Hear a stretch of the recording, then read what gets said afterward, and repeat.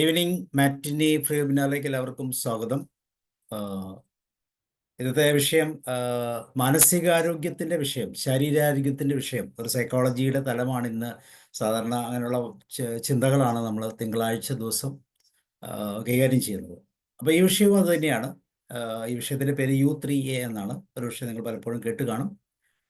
ഇതിൻ്റെ full name എന്ന് വെച്ചാൽ യൂണിവേഴ്സിറ്റി ഓഫ് തേർഡ് ഏജ്. നമ്മുടെ ജീവിത ഘട്ടത്തിൽ നമുക്ക് ഘട്ടത്തെ 3 തരമായിട്ട് തിരിക്കുക, അല്ലെങ്കിൽ 3 സ്റ്റേജുകളായിട്ട് തിരിക്കുക. അതിൽ ഫസ്റ്റ് സ്റ്റേജ് എന്ന് വെച്ചാൽ നമ്മുടെ കുട്ടിക്കാലത്തെ കുട്ടികൾ, സ്റ്റുഡൻസ് അങ്ങനെയൊക്കെ പറയുന്ന തീരെ ശൈശവം മുതൽ ഒരു ജോലിക്ക് മുമ്പ് വരെയുള്ള കാലഘട്ടത്തെ നമുക്ക് ഫസ്റ്റ് സ്റ്റേജ് എന്ന് വേണമെങ്കിൽ പറയാം. സെക്കൻഡ് സ്റ്റേജ് എന്ന് പറയുമ്പോൾ നമ്മളുടെ ജോലിയൊക്കെ കിട്ടി, വിവാഹമൊക്കെ കഴിച്ച് മക്കളൊക്കെ ഉണ്ടായി ആ വരുന്ന ഒരു കാലഘട്ടം. സാധാരണ ആ സമയത്ത് ഒരു ജോലിയൊക്കെ കിട്ടി ഒരു 55, 56, ചിലപ്പോൾ 60 വയസ്സ് വരെയുള്ള കാലഘട്ടങ്ങളൊക്കെ ആകുമ്പോൾ നമുക്ക് തേർഡ് സ്റ്റേജ് എന്ന് പറയാം. ഓരോ സ്റ്റേജിനും അതിൻ്റെതായ പ്രത്യേകതകളുണ്ട്. ഓരോ സ്റ്റേജിലും നമ്മളുടെ ആസ്വാദനം അല്ലെങ്കിൽ ജീവിത രീതികൾക്ക് വ്യത്യാസമുണ്ട്.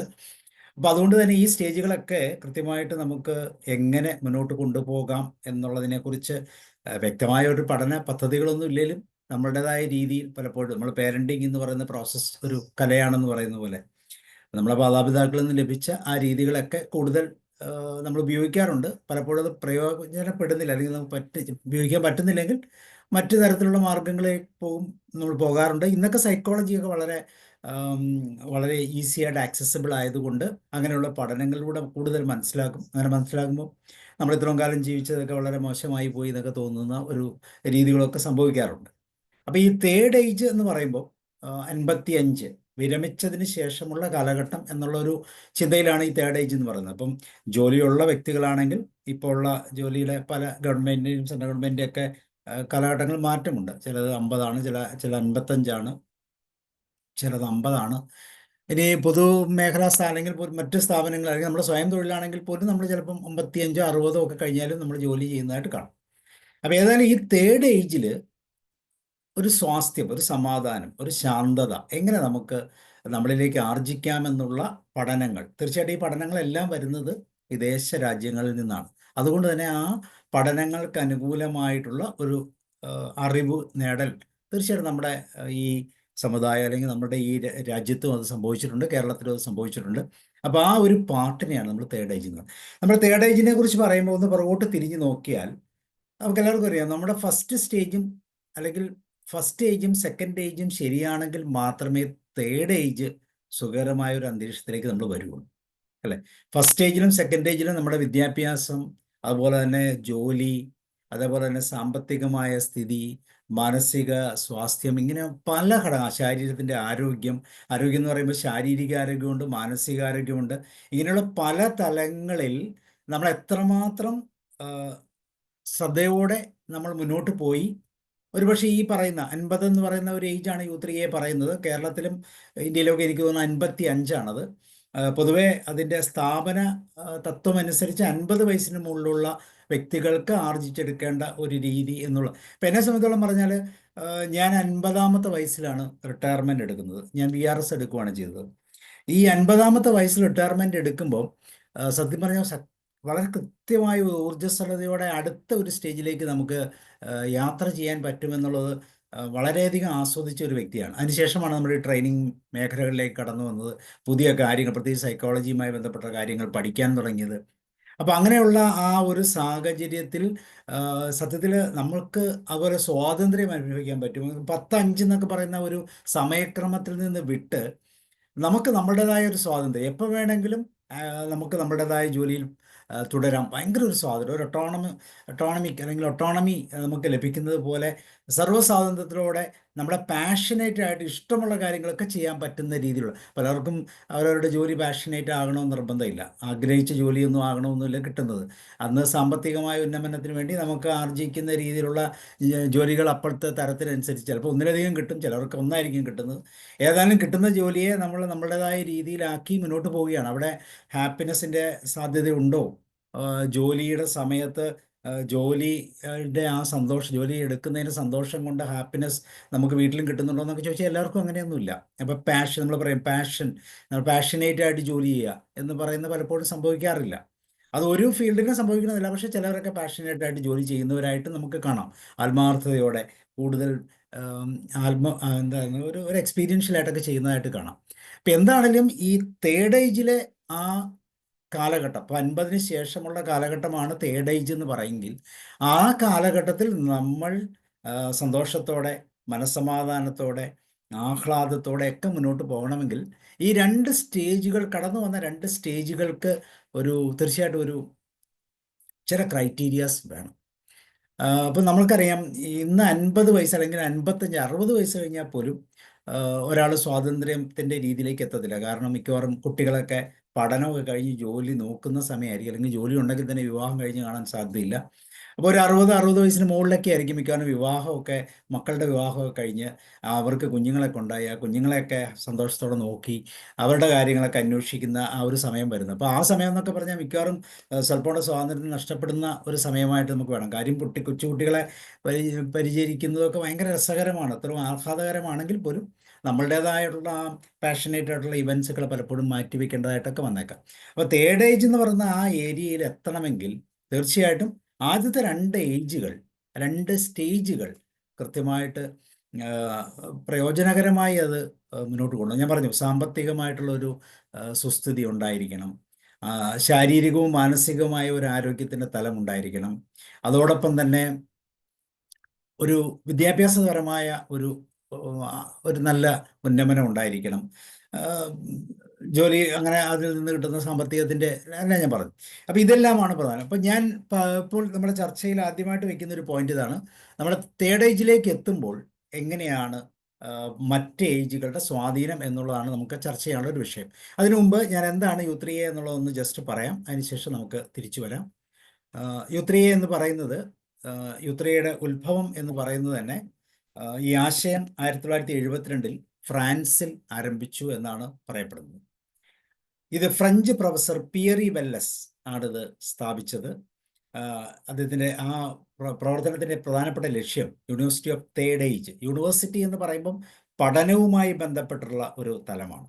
അപ്പോൾ ഈ പ്രായത്തിലും പുതിയ കാര്യങ്ങൾ പഠിക്കുക, പുതിയ കാര്യങ്ങൾ മനസ്സിലാക്കുക, അന്വേഷിക്കുക, അതിനെ മറ്റുള്ളവരിലേക്ക് പഠിപ്പിക്കുക, ആസ്വദിക്കുക, ഇങ്ങനെയൊക്കെ വരുന്ന ഒരു തലമാണ്. അപ്പോൾ അതിനൊരു യൂണിവേഴ്സിറ്റി, ഒരു വലിയ ഒരു കോൺസെപ്റ്റാണ് അവിടെ കൊടുത്തിരുന്നത്, യൂണിവേഴ്സിറ്റി ഓഫ് തേർഡ് ഏജ് എന്ന് പറയുന്നത്. അപ്പോൾ ഇദ്ദേഹം, പ്രൊഫസർ പിയറി വെല്ലസ് ആണിത് സ്ഥാപിച്ചത്. അദ്ദേഹത്തിൻ്റെ പ്രധാനപ്പെട്ട ലക്ഷ്യം, ഈ പ്രവർത്തനത്തിൻ്റെ പ്രധാനപ്പെട്ട ലക്ഷ്യം എന്ന് പറയുന്നത് തന്നെ വിരമിച്ചവർക്ക്, അവിടെ ഏകദേശം 50 വയസ്സെന്നാണ് അദ്ദേഹം ചിട്ടപ്പെടുത്തിയിരിക്കുന്നത്, 50 വയസ്സിന് മുകളിലുള്ളവർക്ക് അവരുടെ ജീവിതത്തിൻ്റെ മൂന്നാം ഘട്ടത്തിൽ, ദാറ്റ് ഈസ് തേർഡ് ഏജ്, പഠനവും സാമൂഹിക പ്രവർത്തനവും വഴി ജീവിതം കൂടുതൽ സമ്പുഷ്ടമാക്കി മാറ്റുക. അപ്പോൾ ഇവിടെ പഠനത്തിനും സാമൂഹിക പ്രവർത്തനം, പഠിക്കുന്നത് മറ്റുള്ളവർക്ക് കൊടുക്കും. ഇപ്പം നമ്മൾ ഈ തേർഡ് ഏജിൽ നിൽക്കുന്ന വ്യക്തികളെല്ലാം നല്ല ക്വാളിഫൈഡ് ആയിട്ടുള്ള, നല്ല എക്സ്പീരിയൻഷ്യൽ ആയിട്ടുള്ള ആൾക്കാരാണ്. ഈ എക്സ്പീരിയൻഷ്യൽ ആയിട്ടുള്ള ഈ അറിവുകൾ നമുക്ക് വേണമെങ്കിൽ പഠിക്കുന്ന കുട്ടികൾക്ക് കൊടുക്കാം, യുവജനങ്ങൾക്ക് കൊടുക്കാം, ഏതൊരു തലത്തിൽ നമുക്ക് ഉപയോഗിക്കാം. അതിനൊരു നല്ല മനസ്സുണ്ടാകണം. അപ്പോൾ ഈ ഒരു ലക്ഷ്യം. അപ്പോൾ 50-ന് മുകളിൽ, 50-ഓ 55-ഓ, അപ്പോൾ എനിക്ക് തോന്നുന്നു കേരളത്തിൽ MG യൂണിവേഴ്സിറ്റിയാണ് ആദ്യമായിട്ട് ഒരു യൂണിവേഴ്സിറ്റി തലത്തിൽ ഇന്ത്യയിൽ ഈ പറയുന്ന പ്രോഗ്രാം ആദ്യമായി. ഇതിൻ്റെ മൂന്നാമത്തെ വർഷമാണ്. നാളെ ഇത് തുടങ്ങിയിട്ട് രണ്ടാമത്തെ വർഷമാണ്. അതുകൊണ്ടാണ് ഇന്ന് ഈ പ്രോഗ്രാം ഞാനിങ്ങനെ കണ്ടക്ട് ചെയ്യണമെന്ന് ആഗ്രഹിച്ചത്. മൂന്നാമത്തെ വയസ്സിലേക്ക് നാളെ മുതൽ കേരളത്തിലെ യൂത്രിയെ, MG യൂണിവേഴ്സിറ്റിയുടെ കീഴിലുള്ള കേരളത്തിലെ യൂത്രിയെ കടക്കുകയാണ്. അപ്പോൾ അതിൻ്റെ ഭാഗമായി ഇവിടെ 55 വയസ്സാണ്. അപ്പോൾ ഇവിടെ സാധാരണ 50 വയസ്സുകളുടെ മുകളിലുള്ളവർക്ക് പഠനവും സാമൂഹിക പ്രവർത്തനവും വഴി ജീവിതം സമ്പുഷ്ടമാക്കുക. നമുക്കറിയാം, ജോലിക്ക് ശേഷം വീട്ടിൽ അടങ്ങി ചുമ്മാ ഇരുന്ന് കഴിഞ്ഞാൽ ഉണ്ടാകാവുന്ന പ്രശ്നം. എൻ്റെ മദർ 97-ൽ റിട്ടയർ ചെയ്തതാണ്. സ്കൂളിൽ അധ്യാപികയായിരുന്നു. ഫാദറും സ്കൂളിൽ അധ്യാപകനായിരുന്നു. അദ്ദേഹം ആദ്യം റിട്ടയർ ചെയ്തു. അദ്ദേഹം പ്രൈവറ്റ് സ്കൂൾ, മറ്റ് സ്കൂളുകളിലൊക്കെ ക്ലാസ് എടുക്കാനൊക്കെ പോകുമായിരുന്നു. പക്ഷേ എൻ്റെ മദർ റിട്ടയർ ചെയ്ത് പിറ്റേ വർഷം മുതൽ അൽഷിമേഴ്സിൻ്റെ പ്രകടമായ ലക്ഷണങ്ങൾ കാണിച്ചു തുടങ്ങി. അതുവരെ സ്കൂളിൽ പോകുന്നവരെയൊക്കെ പ്രശ്നങ്ങളൊക്കെ ഉണ്ടായിരുന്നെങ്കിലും, എന്നാലും അത് നമ്മൾക്ക് മനസ്സിലാകുന്ന രീതിയിലുള്ള പ്രശ്നമായിരുന്നില്ല.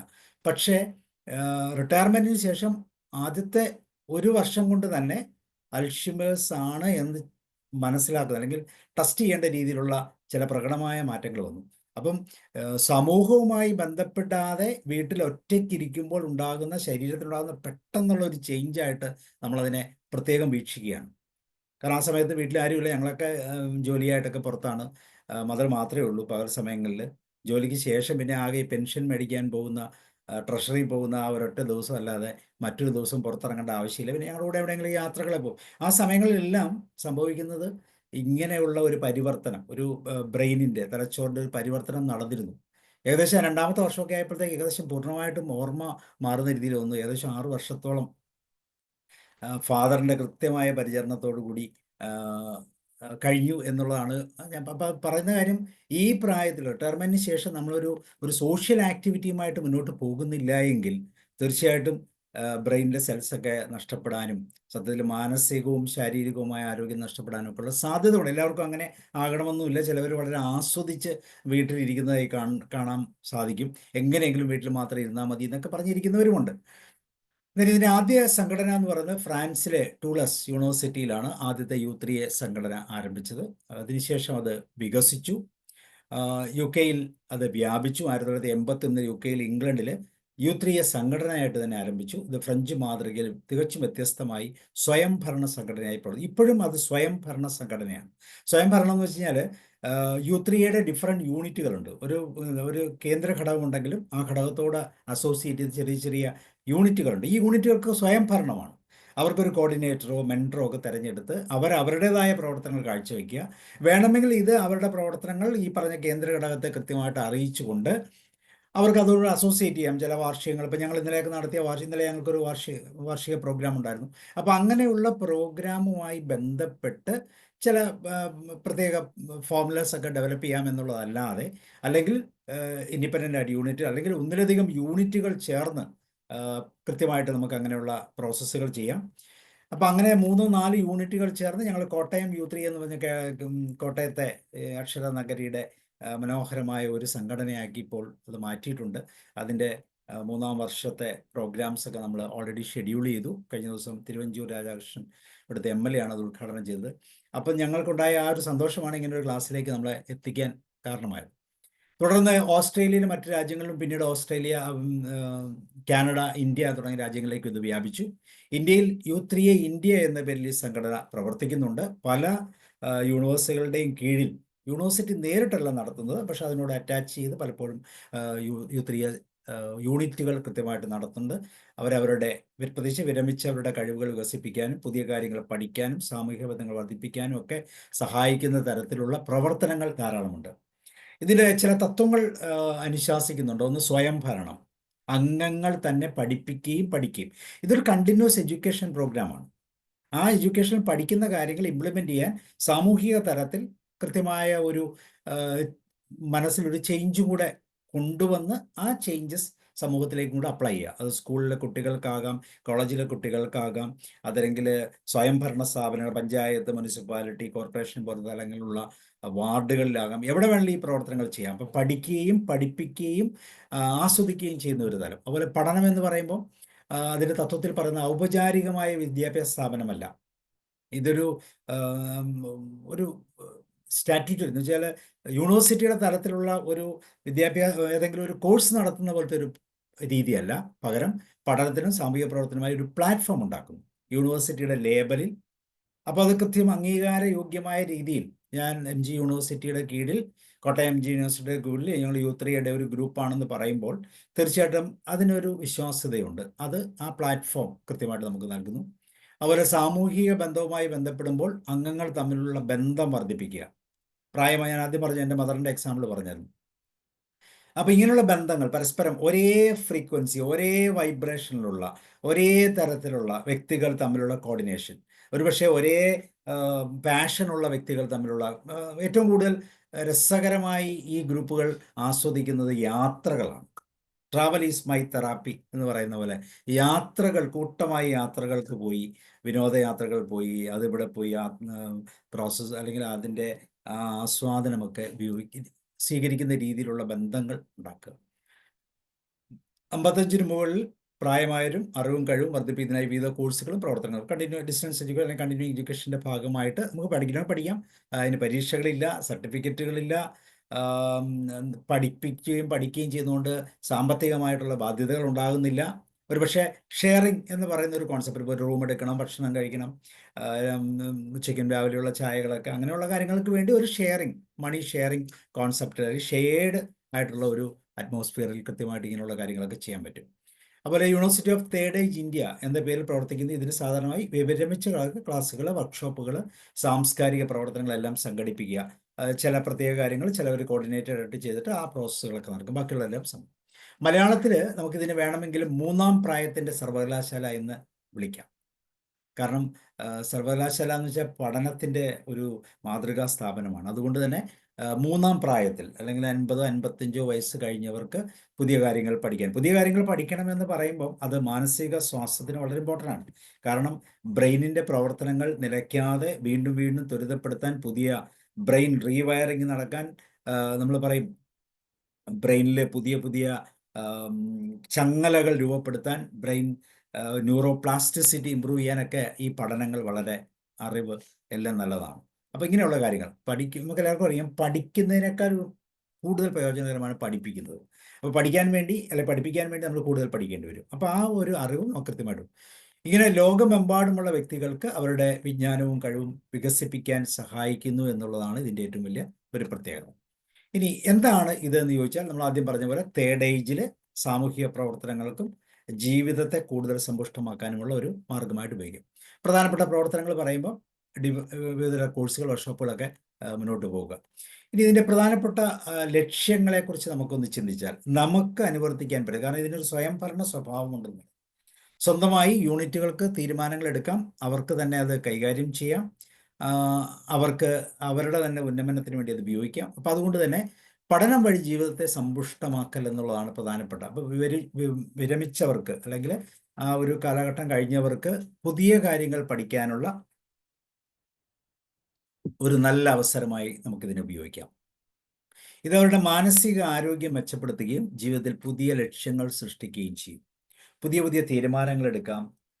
നമുക്കറിയാം, ഒരു കാര്യം കംപ്ലീറ്റ് ചെയ്യുമ്പോൾ തീർച്ചയായിട്ടും അത് വലിയ ഒരു സന്തോഷത്തിൻ്റെ അനുഭവം. എങ്ങനെയാണ് സന്തോഷം എന്ന് ചോദിച്ചു കഴിഞ്ഞാൽ, നമ്മുടെ ബ്രെയിനിൻ്റെ സൈക്കോളജി അല്ലെങ്കിൽ അതിൻ്റെ തലം മനസ്സിലാക്കണം അല്ലേ. പുതിയ കാര്യങ്ങൾ ചെയ്ത് അത് അക്കംപ്ലിഷ് ചെയ്യുമ്പം, അല്ലെങ്കിൽ ഒരു ടാസ്ക് കംപ്ലീറ്റ് ചെയ്യുമ്പോൾ നമ്മളിൽ ഡെവലപ്പ് ചെയ്യുന്നത് പലപ്പോഴും ഡോപ്പമൈൻ പോലുള്ള സന്തോഷത്തിൻ്റെ ഹോർമോണുകളാണ്, ന്യൂറോ ട്രാൻസ്മിറ്റേഴ്സ് എന്ന് പറയും. അപ്പോൾ ഇങ്ങനെയുള്ള ന്യൂറോ ട്രാൻസ്മിറ്റേഴ്സ് ഡെവലപ്പ് ചെയ്യുമ്പോൾ തീർച്ചയായിട്ടും ശരീരം മുഴുവൻ അത് ആരോഗ്യം പ്രദാനം ചെയ്യുന്നു എന്നുള്ളതാണ്. അപ്പോൾ ഒരു വർക്ക് കംപ്ലീറ്റ് ചെയ്യുക. നമുക്കറിയാം, ഡെയിലി ഡോസ് എന്ന് പറഞ്ഞാൽ 4 തരത്തിലുള്ള ഹോർമോണുകൾ അല്ലെങ്കിൽ ന്യൂറോ ട്രാൻസ്മിറ്റേഴ്സ് നമ്മുടെ ശരീരത്തിൽ വളരെ അത്യാവശ്യമാണ്. ഓക്സിറ്റോസിൻ, എൻഡോർഫിൻ, അതുപോലെ തന്നെ ഡോപ്പമൈൻ, ഇങ്ങനെയുള്ള ഈ പറയുന്ന ന്യൂറോ ട്രാൻസ്മിറ്റുകൾ തീർച്ചയായിട്ടും നമുക്ക് ഡെവലപ്പ് ചെയ്യാം, ശരീരത്തിൽ നമുക്കുണ്ടാക്കാം. ഒരു ഓട്ടം, ഒരു നടത്തം, അല്ലെങ്കിൽ ഒരാളെ അംഗീകരിക്കുക, ഒരാളെ റെക്കഗ്നൈസ് ചെയ്യുക, ഇങ്ങനെയുള്ള നായ്ക്കൾ അല്ലെങ്കിൽ വളർത്തുമൃഗങ്ങളുമായി കളിക്കുക, കളികളിൽ ഏർപ്പെടുക, ഇവിടെ എല്ലാം ഇങ്ങനെയുള്ള ഈ ന്യൂറോ ട്രാൻസ്മിറ്റേഴ്സ് ഡെവലപ്പ് ചെയ്യും. അപ്പോൾ അത് ഡെവലപ്പ് ചെയ്യുമ്പോൾ ശാരീരികവും മാനസികവുമായ ആരോഗ്യം കൂടുതൽ ഉണ്ടാകുന്നു, ബ്രെയിൻ കൂടുതൽ സജീവമാകുന്നു. നമുക്കറിയാം, ഇടതുവശവും വലതുവശവും എന്നുള്ളൊരു കോൺസെപ്റ്റ് ബ്രെയിനുണ്ട്. അപ്പോൾ ഈ 2 തലങ്ങളെയും ആക്ടിവേറ്റ് ചെയ്യുന്ന രീതിയിലുള്ള ഗെയിമുകൾ, ഗ്രൂപ്പ് തെറാപ്പി പ്രോസസ്സുകളൊക്കെ ചെയ്യുമ്പോൾ ശാരീരികമായിട്ടുള്ള ആരോഗ്യം മെച്ചപ്പെടും. അതുപോലെ സാമൂഹിക ബന്ധം വർദ്ധിപ്പിക്കൽ. അല്ല, നമ്മൾ വിരമിച്ചതിന് ശേഷം നമ്മൾ ശ്രദ്ധിച്ച് നോക്കിയാൽ മതി, വിരമിച്ചതിന് ശേഷം നിങ്ങൾ എത്ര പ്രാവശ്യം നിങ്ങളുടെ ഓഫീസിൽ പോയിട്ടുണ്ട്? നിങ്ങൾ ജോലി ചെയ്യുന്ന ഓഫീസിൽ പോയിട്ടുണ്ട്? ആർക്കെങ്കിലും ഒന്ന് മറുപടി പറയാമോ? വിരമിച്ചതിന് ശേഷം നിങ്ങൾ എത്ര പ്രാവശ്യം നിങ്ങളുടെ ഓഫീസിൽ പോയിട്ടുണ്ട്? ആർക്കെങ്കിലും ഒന്ന് മറുപടി പറയാം. ആദ്യം 1-2 വട്ടം പോയെങ്കിലും പിന്നീട് ഒരു മടി തോന്നും. 1ഉം 2ഉം പ്രാവശ്യമൊക്കെ പോകാം. അപ്പോൾ അവർ വാം വെൽക്കം നടത്തും. ഡെയിലി ചെന്നാൽ നിങ്ങൾക്ക് വേറെ പണിയൊന്നുമില്ല എന്ന് ചോദിക്കും, ഇല്ലേ സാറേ? അതെ, കറക്റ്റ്. കറക്റ്റ്. അത് ഭയന്നിട്ട് പോകാൻ മടിക്കും. നമുക്ക് വേണ്ട പരിഗണന കിട്ടും. നമ്മളൊരു നല്ല ഓഫീസറാണ്, ടോപ്പ് ഓഫീസറാണ്, നമ്മൾ അടക്കി വാഴുന്ന ആളാണെങ്കിൽ പോലും നമ്മൾ അവിടെ ചെല്ലുമ്പോൾ ആദ്യത്തെ 1-2 പ്രാവശ്യമൊക്കെ നമുക്ക് നല്ല വാം വെൽക്കം ആയിരിക്കും. അതിനുശേഷം പിന്നെ പതുക്കെ പതുക്കെ നമ്മളെ ഒഴിവാക്കുന്നതായിട്ട് കാണാം. അപ്പോൾ എന്താ സംഭവിക്കുന്നത്? അവിടെ സംഭവിക്കുന്നത് മറ്റൊന്നുമല്ല, ബന്ധങ്ങൾ നഷ്ടപ്പെടുകയാണ്. പിന്നെ എന്താണ് മാർഗം? അപ്പോൾ ആ വൈബുള്ള മറ്റ് വ്യക്തികളുമായി, ഇപ്പോൾ നമുക്കറിയാം, റിട്ടയർമെൻറ്റിന് ശേഷം പെൻഷൻ സംഘടനകൾ ഇഷ്ടം പോലെയുണ്ട്. പെൻഷൻ സംഘടനകൾ സാധാരണ ചെയ്യുന്നത് മാസത്തിൽ ഒരു പ്രോഗ്രാം നടത്തും. അതിനപ്പുറമൊന്നും നടത്താറില്ല. ഇതുകൊണ്ട് നമ്മളുടെ ശാരീരികവും മാനസികവുമായിട്ടുള്ള ഉല്ലാസം ലഭിക്കുമോ? ഒരിക്കലും ലഭിക്കാൻ സാധ്യതയില്ല. അപ്പോൾ അവിടെയാണ് ഇതുപോലുള്ള ആക്ടിവിറ്റീസിൻ്റെ ആവശ്യം. അപ്പോൾ ഇവിടെ ബന്ധങ്ങളെ കൂടുതൽ മെച്ചപ്പെടുത്താൻ നമ്മളുടെ അതേ വൈബ്രേഷനുള്ള വ്യക്തികളുമായിട്ട് കണക്ട് ചെയ്യാനുള്ള ഒരു വലിയ അവസരമാണിത്. ഇത് ഇങ്ങനെയുള്ള സാമൂഹിക പ്രവർത്തനങ്ങൾ ബന്ധങ്ങളുമായിട്ട് അസോസിയേറ്റ് അല്ലെങ്കിൽ ഒരേ വൈബ്രേഷനുള്ള ഒരേ വൈബുള്ള ആളുകൾ തമ്മിൽ ബന്ധപ്പെടുമ്പോൾ റിസൾട്ട് ഓറിയൻറ്റഡ്. അപ്പോൾ ഞാൻ ആദ്യം പറഞ്ഞ പോലെ ഡോപ്പമൈൻ്റെയും ഓക്സിറ്റോസിൻ്റെയും എൻഡോർഫിൻ്റെയും ഒക്കെ പവർ കൂടും. അത് ഡെവലപ്പ് ചെയ്യുന്ന ഹോർമോൺ ൻ്റെ കണ്ടന്റ് കൂടും. അതനുസരിച്ച് നമുക്ക് ശരീരത്തിലൊരു സന്തോഷം വീണ്ടും വീണ്ടും അവിടെ പോയി നമ്മൾ പറയത്തില്ലേ, ഏതെങ്കിലും ഒരു ഹോട്ടലിൽ കയറി ഭക്ഷണം കഴിച്ചിട്ട് വീണ്ടും അവിടുന്ന് തന്നെ കഴിക്കണമെന്ന് തോന്നിയാൽ അതിൻ്റെ അകത്തൊരു ചെറിയ പ്രശ്നമുണ്ട് എന്ന് നമ്മൾ പറയും. കാരണം അതിൻ്റെ അകത്ത് എന്തോ ഒരു അഡിക്ഷൻ ഉണ്ട്. അപ്പോൾ എന്ന് പറയുന്ന പോലെ ഈ ബന്ധങ്ങളിലും കിട്ടും ഒരു അഡിക്ഷൻ. അപ്പോൾ ഈ അഡിക്ഷനെ നമുക്ക് പ്രയോജനകരമായി ഉപയോഗിച്ചാൽ ഒരു ശാരീരിക സ്വാസ്ഥ്യമുണ്ടാകും. അതുപോലെ വിരമിച്ചവർക്ക് സാമൂഹിക ഏകാന്തത വലിയൊരു പാടാണ്. ഇപ്പോൾ നമ്മൾ ജ്യോതികുമാർ സാർ പറഞ്ഞ പോലെ നമ്മൾ ചുമ്മാ അവിടെ ചെന്ന് കയറി കഴിഞ്ഞാൽ അത്ര എളുപ്പമല്ല. പിന്നെ എങ്ങനെ നമുക്ക് ആ ഏകാന്തത മാറ്റാം? അപ്പോൾ ഇതുപോലത്തെ എന്തെങ്കിലും സോഷ്യൽ ആക്ടിവിറ്റിയുമായിട്ട് ബന്ധപ്പെടണം. എന്നാലും നോക്കിയോ, വിരമിച്ച് കഴിഞ്ഞ് സോഷ്യൽ ആക്ടിവിറ്റി ചെയ്യുന്നത് ഇച്ചിരി പാടാണ്. പക്ഷേ അല്ലെങ്കിൽ തന്നെ അത് ആകണമെങ്കിൽ നമ്മൾ അത്രമാത്രം പെയിൻ എടുക്കേണ്ടി വരും. പലപ്പോഴും മുന്നിട്ടിറങ്ങണം. ഇല്ലേ ജ്യോതികുമാർ സാർ, ശരിയല്ലേ? ഇത് പറയും. 100% ശരിയാണ്. നമ്മൾ എക്സ്ട്രാ പെയിൻ എടുക്കണം അല്ലേ? നമ്മൾ മുന്നിട്ടിറങ്ങിയ കൂടെ ആളുണ്ടാവും. നമ്മൾ ആരും മുന്നണിയിൽ നിൽക്കാൻ പൊതുവെ ആൾ കുറവായിരിക്കും. അവൻ ഇനി അഥവാ മുന്നണിയിൽ നിന്നാൽ ഇഷ്ടംപോലെ തെറ്റായിട്ടുള്ള വ്യാഖ്യാനവും കിട്ടും. അതെ. അപ്പോൾ ഇതെല്ലാം മറികടന്നുകൊണ്ട് ഒരു കൂട്ടത്തെ നയിക്കാൻ അല്ലെങ്കിൽ കൂട്ടത്തിനൊപ്പം നിൽക്കാൻ നമ്മൾ എത്രമാത്രം എഫേർട്ട് എടുക്കുന്നു അത്രമാത്രം ഭംഗിയായിട്ട് റിസൾട്ട് ഓറിയൻറ്റഡ് ആകും. പിന്നെ നമ്മൾ ശ്രദ്ധിച്ചു നോക്കിയാൽ ഈ പ്രായമുള്ളവരുടെ സംഘടനകളുടെ ഏറ്റവും വലിയ പ്രശ്നം, പ്രായമുള്ളവരെല്ലാവരും നല്ല തൻ്റെടവും നല്ല പ്രിജുഡിസ്ഡ് മൈൻഡും ഉള്ളവരായിരിക്കും. അവരുടെ അഭിപ്രായങ്ങൾ കൃത്യമായി മാനിക്കപ്പെടുന്നില്ലെങ്കിൽ തീർച്ചയായിട്ടും അവിടെ കോൺഫ്ലിക്റ്റ് ഉണ്ടാവും. ശരിയാണോ? ആർക്കെങ്കിലും ഒന്ന് പറയാമോ? ഈ ഗ്രൂപ്പിൽ സംസാരിക്കുമ്പോൾ വളരെ ശ്രദ്ധിക്കണം. ശ്രദ്ധിക്കണം. ഇല്ലെങ്കിൽ ആ സംസാരം അതോടുകൂടി തീരും. അതെ, കറക്റ്റ്. അപ്പോൾ ഇങ്ങനെയൊക്കെയുള്ള അതിനല്ല നമ്മൾ ഏറ്റവും പോസിറ്റീവായിട്ടുള്ള ഒരു മൈൻഡ് സെറ്റ് ഉണ്ടായിരിക്കണം. മറ്റുള്ളവരൊക്കെ പലതും പറഞ്ഞിരിക്കും. പലതും പറഞ്ഞതിനെ ആ രീതിയിൽ ഉൾക്കൊണ്ടുകൊണ്ട് വീണ്ടും ആ ഗ്രൂപ്പിൽ നിൽക്കാനുള്ള കപ്പാസിറ്റി വേണം. ഇല്ലെങ്കിൽ അപ്പളേ പൊട്ടും. അപ്പോൾ ഇവിടെയൊക്കെ ശ്രദ്ധിക്കാനുള്ള കുറേ പോയിന്റുകൾ ഉണ്ടെന്ന് ഞാൻ പറഞ്ഞു മാത്രം.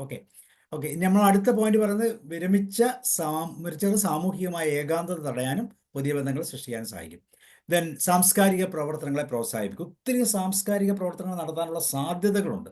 ഒന്ന്, പൊതുവെ വിരമിച്ചവർക്ക് സാമ്പത്തികമായി വലിയ പ്രശ്നങ്ങൾ ഉണ്ടാകണമെന്ന് നിർബന്ധമില്ല, ഉണ്ടാകാം. എങ്കിലും അതാണ് ഞാൻ പറഞ്ഞ ഫസ്റ്റ് സ്റ്റേജും സെക്കൻഡ് സ്റ്റേജും നല്ല രീതിയിൽ നമ്മൾ മാനേജ് ചെയ്തിട്ടുണ്ടെങ്കിൽ തേർഡ് സ്റ്റേജ് വളരെ ശാന്തമായിട്ട് നമുക്ക് മുന്നോട്ട് കൊണ്ടുപോകാൻ പറ്റും. പക്ഷേ ഫസ്റ്റ് സ്റ്റേജിലും സെക്കൻഡ് സ്റ്റേജിലും ഒക്കെ ചെറിയ പ്രശ്നങ്ങളുണ്ട് എങ്കിൽ തീർച്ചയായിട്ടും ഈ പറയുന്ന രീതിയിൽ സാമ്പത്തികമായ ബുദ്ധിമുട്ടുകളൊക്കെ അനുഭവിക്കാൻ സാധ്യതയുണ്ട്. അപ്പോൾ അതുകൊണ്ട് തന്നെ സാംസ്കാരിക പ്രവർത്തനങ്ങൾ എന്ന് പറയുമ്പോൾ കല, സാഹിത്യം, സംഗീതം, നാടകമുള്ളവർക്ക്, നാടകം കളിക്കണമെന്ന് ആഗ്രഹിക്കുന്നവർക്ക്, കുറേ മായിട്ട് ബന്ധപ്പെടുന്ന ആളുകളുണ്ടെങ്കിൽ ഒരുമിച്ചൊരു നാടകത്തിന് ട്രൂപ്പ് ഉണ്ടാക്കാം. പാട്ട് പാടുന്ന സമാന ആൾക്കാരെ വെച്ച് ഒരു പാട്ടിൻ്റെ ട്രൂപ്പ് ഉണ്ടാക്കാം. അപ്പോൾ നമ്മൾ തന്നെ ഈ പ്രോഗ്രാംസ് ഒക്കെ ഇവിടെ കണ്ടക്ട് ചെയ്യുന്നല്ലോ, നമ്മൾ കഥ പറയാറുണ്ട്, പാട്ട് പാടാറുണ്ട്. അപ്പോൾ ആ ഇഷ്ടമുള്ള ആളുകളുടെ ഒരു കോമ്പിനേഷൻ കിട്ടും. സാഹിത്യം, കല ഇവിടെയെല്ലാം ഉപയോഗിക്കാം. പത്രപ്രവർത്തനം, ബുക്ക് സ്റ്റോറി പറയൽ, അതുപോലെ തന്നെ ബുക്ക് റീഡിങ്, ഇതൊക്കെ സാധിക്കും. അതുപോലെ ഇത് അംഗങ്ങളുടെ സാംസ്കാരിക വികാസത്തിന് നല്ല, കാരണം ഇവിടെ എല്ലാം ബ്രെയിനിൻ്റെ ഒരു ട്രാൻസ്ഫോർമേഷൻ, പുതിയ ശീലങ്ങളിലേക്ക് മാറുക. ഇതുവരെ 10-5 എന്ന് പറയുന്ന ആ ഒരു ചിട്ടയിൽ നിന്ന് മാറി നമുക്കിഷ്ടമുള്ളതൊക്കെ ചെയ്യാൻ സന്തോഷത്തോടെ പാഷനോടെ ചെയ്യാനുള്ള ഒരു വലിയ സ്വാതന്ത്ര്യം അവിടെ വയ്ക്കുന്നത്. ആരോഗ്യം പ്രോത്സാഹിപ്പിക്കൽ, പ്രത്യേകിച്ച് യോഗം, ധ്യാനം, വ്യായാമം തുടങ്ങിയ വഴി. ഇപ്പം പ്രായമായി കഴിഞ്ഞാൽ രാവിലെ നടക്കാൻ ഒരു കൂട്ടം കാണും. ആ കൂട്ടത്തിനൊപ്പം ഇങ്ങനെ നടക്കുക, വർത്തമാനങ്ങളൊക്കെ പറയാം, തമാശകൾ പറയാം, സ്വല്പം വിമർശനാത്മകമായി പറയാം, കുറേ കാര്യങ്ങൾ മനസ്സിലാക്കാം. ശാരീരികവും മാനസികവുമായ ആരോഗ്യം മെച്ചപ്പെടുത്താനുള്ള വഴികൾ. ദെൻ ആരോഗ്യ ക്യാമ്പുകൾ, സെമിനാർ. നമുക്കറിയാം ഈ പ്രായം കഴിഞ്ഞാൽ മുഴുവൻ ആരോഗ്യ പ്രശ്നങ്ങളായിരിക്കും മിക്കവാറും. അതിനും ഞാനതിന് പറഞ്ഞു, സ്റ്റേജ് 1ഉം സ്റ്റേജ് 2ൻ്റെയും ആ സ്ട്രക്ചർ കറക്റ്റ് ആണെങ്കിൽ ഒരു പക്ഷേ ഒരു പരിധിവരെയൊക്കെ ഈ ആരോഗ്യ പ്രശ്നങ്ങളൊക്കെ നമുക്ക് മാറ്റിവെക്കാം. എങ്കിലും പൊതുവെ എന്തെങ്കിലുമൊക്കെ പ്രശ്നങ്ങൾ ഉണ്ടാകാം. നമ്മൾ സമൂഹത്തിൻ്റെ സ്റ്റാറ്റസ് നോക്കി മിനിമം ചില രോഗങ്ങൾക്ക് ഇല്ലെങ്കിൽ പിന്നെന്താ ഒരു വില. അപ്പോൾ ആരോഗ്യ ക്യാമ്പുകൾ, സെമിനാർ, ഇതെല്ലാം നമുക്ക് തന്നെ ആവശ്യമായിരിക്കും. അതുകൊണ്ട് നമ്മളിതൊക്കെ ഓർഗനൈസ് ചെയ്യുകയും അതിനകത്ത് പങ്കാളികളാകുകയും ഡോക്ടർ ഇങ്ങനെയൊക്കെ കാര്യങ്ങൾ പറയുമ്പോൾ ഇതൊക്കെ എനിക്കുണ്ടോ എന്ന് തോന്നുകയും വേണമെങ്കിൽ ഒന്ന് ടെസ്റ്റ് ചെയ്യുകയും ഒക്കെ ചെയ്യുന്ന പ്രോസസ്സിലേക്ക് മാറാം. തീർച്ചയായിട്ടും നമ്മുടെ ശരീരത്തിന് എന്തെങ്കിലും ഒരു ആരോഗ്യപരമായ പ്രശ്നമുണ്ടാകും, ഒരു അസുഖമുണ്ടായാൽ പിന്നെ നമ്മൾ അതിനെക്കുറിച്ച് ഭയങ്കര ഡീറ്റെയിൽ സ്റ്റഡി നടത്തുന്നു. അങ്ങനെയുള്ളവരെയൊക്കെ പിന്നെ ഉപദേശിക്കലാണ് നമ്മുടെ മെയിൻ പരിപാടി. പ്രത്യേകിച്ച് ഹാർട്ട് അറ്റാക്കോ ഹാർട്ടിന് എന്തെങ്കിലും പ്രശ്നങ്ങളൊക്കെ ഉണ്ടെങ്കിൽ പിന്നെ അങ്ങനെയുള്ള വ്യക്തികളെയൊക്കെ നമ്മൾ കൃത്യമായിട്ട് പറഞ്ഞ് മനസ്സിലാക്കി ഒരു ബോധവൽക്കരണ പാർട്ടാണ്. ദെൻ സ്വയം വികസനം, ഒരുപക്ഷെ ഏറ്റവും പ്രാധാന്യമുള്ള ഒരു വിഷയം ഇത് തന്നെയാണ്, സ്വയം വികസനം. പുതിയ കഴിവുകൾ നേടാനുള്ള അവസരങ്ങൾ, ഉദാഹരണം കമ്പ്യൂട്ടറുകൾ ഉപയോഗിക്കുക, സ്മാർട്ട് ഫോൺ ഉപയോഗിക്കുക, ഭാഷകൾ പഠിക്കുക.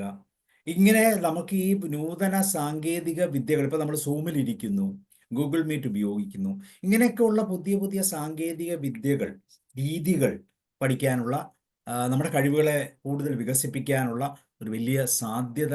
നമുക്കറിയാം, നമ്മുടെ മക്കളോടൊക്കെ പലപ്പോഴും ചോദിക്കുമ്പോൾ അവർക്ക് ഓ ഇതൊക്കെ എന്തിന് നിങ്ങൾ പഠിക്കുന്നു എന്നൊക്കെ ചിലപ്പോൾ തോന്നിപ്പോകും. അതേസമയം സമപ്രായക്കാരോട് ചോദിച്ചാൽ സ്വല്പം അങ്ങോട്ട് കൊടുത്തും കൊണ്ടും ഒക്കെ അത് പഠിച്ചെടുക്കാനുള്ള എളുപ്പമാണ് എന്ന് നമുക്കറിയാം. പക്ഷെ പലപ്പോഴും അത് ബുദ്ധിമുട്ടാണ്, കാരണം അവർക്ക് പൊതുവെ അറിയത്തില്ലായിരിക്കുമെങ്കിലും. ഇത് അംഗങ്ങളുടെ ആത്മവിശ്വാസം വർദ്ധിപ്പിക്കും. ഏറ്റവും കൂടുതൽ ആത്മവിശ്വാസം വേണ്ടതാണ്, കാരണം ഇന്നത്തെ കാലഘട്ടത്തിൽ നമ്മുടെ മക്കളൊന്നും നമ്മുടെ കൂടെ ഇല്ല. പൊതുവേ എല്ലാവരും ജോലി സ്ഥലത്ത് അല്ലെങ്കിൽ വിദേശങ്ങളിൽ. ഇനി ജോലി ഉള്ള യോഗ്യത ഇല്ലാത്തവർ പഠിക്കാൻ വേണ്ടി പോയിരിക്കുന്നു. പഠിച്ചു കഴിഞ്ഞാൽ തിരിച്ചു വരുമോ? ഒരിക്കലുമില്ല.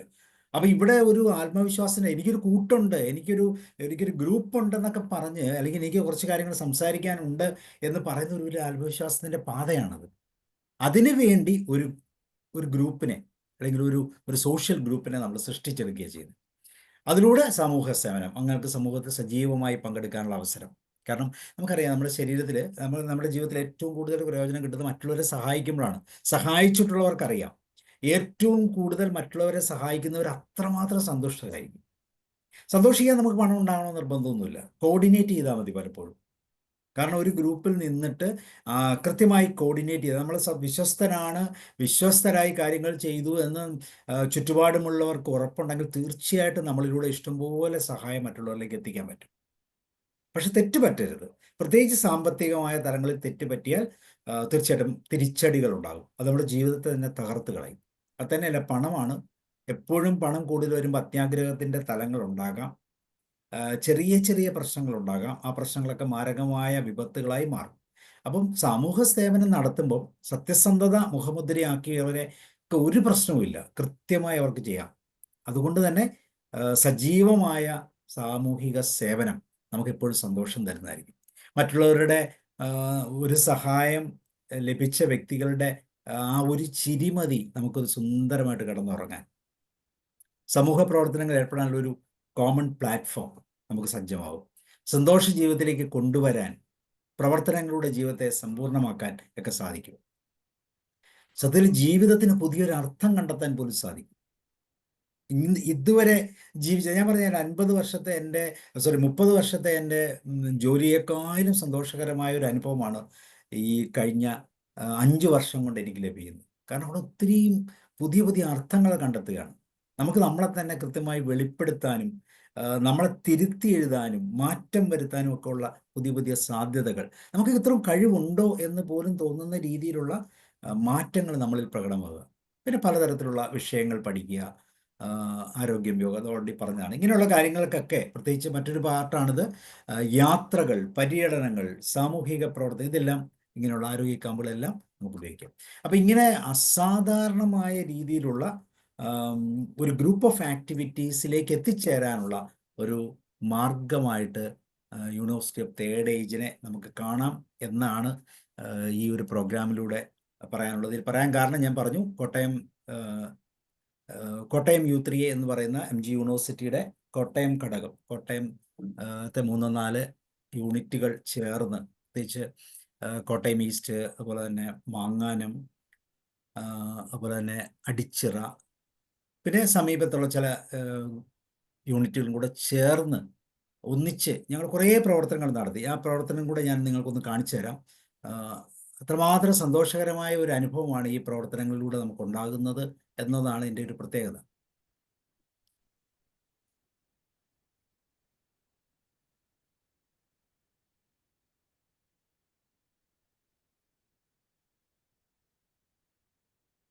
ഓരോ പ്രവർത്തനങ്ങളും അത് നമുക്ക് നൽകുന്ന സന്തോഷം അത് പറഞ്ഞറിയിക്കാൻ പറ്റുന്നില്ല എന്നുള്ളത് തന്നെയാണ് ഇതിൻ്റെ ഏറ്റവും വലിയ പ്രത്യേകത. കഴിഞ്ഞ ഒരു വർഷമായിട്ട് ഞങ്ങൾ ചെയ്ത ഈ പ്രവർത്തനങ്ങളുടെ ആകത്തുക എന്ന് പറഞ്ഞാൽ ഒരു സന്തോഷത്തിൻ്റെ ഒരു വലിയ അനുഭവം തന്നെയാണ്. അതിനെ നമുക്ക് ഇങ്ങനെയൊക്കെ ചിട്ടപ്പെടുത്തി പറയാം. യോഗ ദിവസം June 21, 2024 international day of yoga ഒരു പ്രോഗ്രാം നമ്മൾ കണ്ടക്ട് ചെയ്തു. അത് ഓൺലൈനിലാണ് കണ്ടക്ട് ചെയ്തത്. അതുപോലെ തന്നെ സ്റ്റുഡൻസിനും പേരൻസിനും വേണ്ടി ഓറിയൻറ്റേഷൻ പ്രോഗ്രാംസ് പല സ്കൂളുകളിൽ നടത്തി.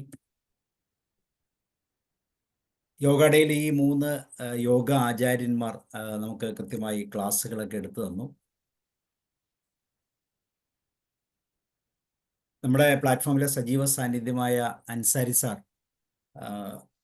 ഈ കോട്ടയം യൂത്ത് ഡേയുടെ ഭാഗമായിട്ട് ലൈഫ് സ്കില്ലിൻ്റെ ഒരു 1 ഡേ ട്രെയിനിങ്, പ്രത്യേകിച്ച് ആൻറ്റി ഏജിങ് എന്ന് പറയുന്ന വിഷയവുമായി ബന്ധപ്പെട്ട ഒരു ക്ലാസ് അദ്ദേഹം കണ്ടക്ട് ചെയ്തിരുന്നു. അതുപോലെ തന്നെ കരിയർ ഗൈഡൻസിൻ്റെ ഒരു പുതിയ മുഖം തന്നെ university of third age Kottayam youth ഡേയുടെ ഭാഗമായിട്ട് നമുക്ക് ചെയ്യാൻ പറ്റി. 5 ദിവസം എക്സ്പീരിയൻഷ്യൽ കരിയർ ഗൈഡൻസ് പ്രോഗ്രാം. 5 ദിവസം ഓരോ പ്രധാനപ്പെട്ട വിദ്യാലയങ്ങളിൽ, പ്രത്യേകിച്ച് ആദ്യം നമ്മൾ MG യൂണിവേഴ്സിറ്റിയിലെ പല ഡിപ്പാർട്ട്മെൻറ്റുകളിൽ കുട്ടികളെ 50ഓളം കുട്ടികളെ കൊണ്ടുപോയി അവിടെ അവരെ ആ ഡിപ്പാർട്ട്മെൻറ്റുകൾ പരിചയപ്പെടുത്തി.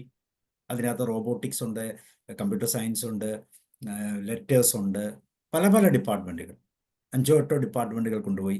ഒരുപക്ഷെ ഞങ്ങൾ പോയവർ പോലും, ഞങ്ങൾ ഈ ടീച്ചേഴ്സ് എന്ന നിലയിലോ അല്ലെങ്കിൽ ഇതിനെ മെൻറ്റേഴ്സ് എന്ന് പറയുന്ന തലത്തിൽ പോയവർ പോലും ആദ്യമായിട്ട് യൂണിവേഴ്സിറ്റിയിൽ കയറുന്ന ഒരു അനുഭവം പോലും ഉണ്ടായി. എത്ര മനോഹരമായിട്ടാണ് ആ ഡിപ്പാർട്ട്മെൻറ്റുകളൊക്കെ വെച്ചിരിക്കുന്നത്. അതൊക്കെ കുട്ടികളെ ഒന്ന് പരിചയപ്പെടുത്താനുള്ള ഒരു വലിയ ഒരു അവസരം കിട്ടി. അതുപോലെ വായനാ ദിനത്തിൻ്റെ ഭാഗമായി ഒരു സ്കൂളിൽ നമ്മൾ പ്രോഗ്രാംസ് നടത്തി. അതുപോലെ തന്നെ നമ്മൾ ആദ്യം പറഞ്ഞ പോലെ യാത്രകൾ വളരെ രസകരമായ പ്രോഗ്രാമാണ്. കോട്ടയം യൂത്ത് ഡേയുടെ ഭാഗമായിട്ട് ഒത്തിരി യാത്രകൾ പോയിട്ടുണ്ട്. ഗവി യാത്ര പോയിട്ടുണ്ട്, വാഗമൺ പോയിട്ടുണ്ട്. പക്ഷേ ഈ അടുത്ത കാലത്ത് ഞങ്ങൾ പൈതൃക യാത്ര, ആറന്മുള, വള്ളസദ്യ, അതുപോലെ നീലമ്പേർ പടയണി, ഇങ്ങനെയുള്ള പ്രോഗ്രാംസൊക്കെ കാണാൻ പോയിരുന്നു. അതുപോലെ ഓണസ്വാതന്ത്ര്യം, ഓണത്തിൻ്റെ ഭാഗമായിട്ട് കോട്ടയത്തടുത്തുള്ള മന്ദിരം, അഗതി മന്ദിരത്തിൽ ഞങ്ങളെല്ലാവരും അവരോടൊപ്പം ഉച്ചയ്ക്ക് ഭക്ഷണം കഴിച്ചു. അതുപോലെ തന്നെ ജൂൺ 5 എൻവിറോൺമെൻറ്റൽ ഡേയിൽ ബേക്കർ സ്കൂളുമായിട്ട് ബന്ധപ്പെട്ട് ഒരു ഫുൾ ഡേ പ്രോഗ്രാം നമ്മൾ കണ്ടക്ട് ചെയ്തു. വായനാ ദിനത്തിൻ്റെ പറഞ്ഞിരുന്നു. അതുപോലെ 5 day career guidance experiential program vice chancellor ആയിരുന്നു ഉദ്ഘാടനം ചെയ്തത്. അതുപോലെ തന്നെ കുട്ടികൾക്ക് മാനസികാരോഗ്യം, എംപവറിങ് യങ് മൈൻഡ്സ്, പ്രത്യേകിച്ച് ഈ നമുക്കറിയാം പലതരത്തിലുള്ള അസ്വസ്ഥതകൾ കുട്ടികൾക്കുണ്ട്, ആത്മഹത്യാ പ്രവണത വരെയുള്ള കുട്ടികളുണ്ട്. അങ്ങനെയുള്ള കുട്ടികളെ എംപവർ ചെയ്യാൻ വേണ്ടി ഹോളി ഫാമിലി സ്കൂളുമായി ബന്ധപ്പെട്ട് കോട്ടയം യൂത്ത് ഡേ നടത്തിയ മറ്റൊരു പ്രോഗ്രാമാണ് നമ്മലൈറ്റ്സ് എന്ന് പറഞ്ഞൊരു ഗ്രൂപ്പുമായിട്ട് ചേർന്ന് അവരെ എംപവർ ചെയ്യുക. വേറെ ഒന്നുമില്ല, സ്കൂളിൽ പോയിരുന്ന് അവർ പറയുന്ന കാര്യങ്ങളെല്ലാം കേൾക്കുക, അവർക്ക് പറയാനുള്ളതെല്ലാം ഒരു ഓപ്പൺ മൈൻഡോടെ കേൾക്കുക, തിരിച്ച് അഭിപ്രായങ്ങൾ പറയുന്നതിന് പകരം അവരെ കേൾക്കാനുള്ള ഒരു ആക്റ്റീവ് ലിസണിങ് മോഡിലേക്ക് അവരെ എത്തിക്കുക. അതുപോലെ തന്നെ സാമൂഹിക പ്രതിബദ്ധതയുള്ള കാര്യങ്ങൾ ചെയ്യാൻ വേണ്ടി കോട്ടയം യൂത്ത് ഡേയുടെ ഭാഗമായി ഒരു യൂത്ത് ഡേ കോൺക്ലേവ് ഞങ്ങൾ സംഘടിപ്പിച്ചിരുന്നു. സ്റ്റുഡൻസ് ആൻഡ് പാരന്റ് പ്രോഗ്രാം പറഞ്ഞിരുന്നു, ലൈഫ് സ്കില്ലിൻ്റെ കാര്യം പറഞ്ഞിരുന്നു. അതുപോലെ ആ എക്സ്പീരിയൻഷ്യൽ പ്രോഗ്രാമിൻ്റെ ഭാഗമായിട്ട് കോട്ടയത്തുള്ള ഈ ഇന്ത്യൻ ഇൻസ്റ്റിറ്റ്യൂട്ട് ഓഫ് മാസ് കമ്മ്യൂണിക്കേഷനിൽ കുട്ടികളുമായി നടത്തിയ ഒരു പ്രോഗ്രാമിൻ്റെ എല്ലാ കുട്ടികളോടും കൂടെ ചേർന്നിട്ടുള്ള ഒരു പിക്ചറാണിത്.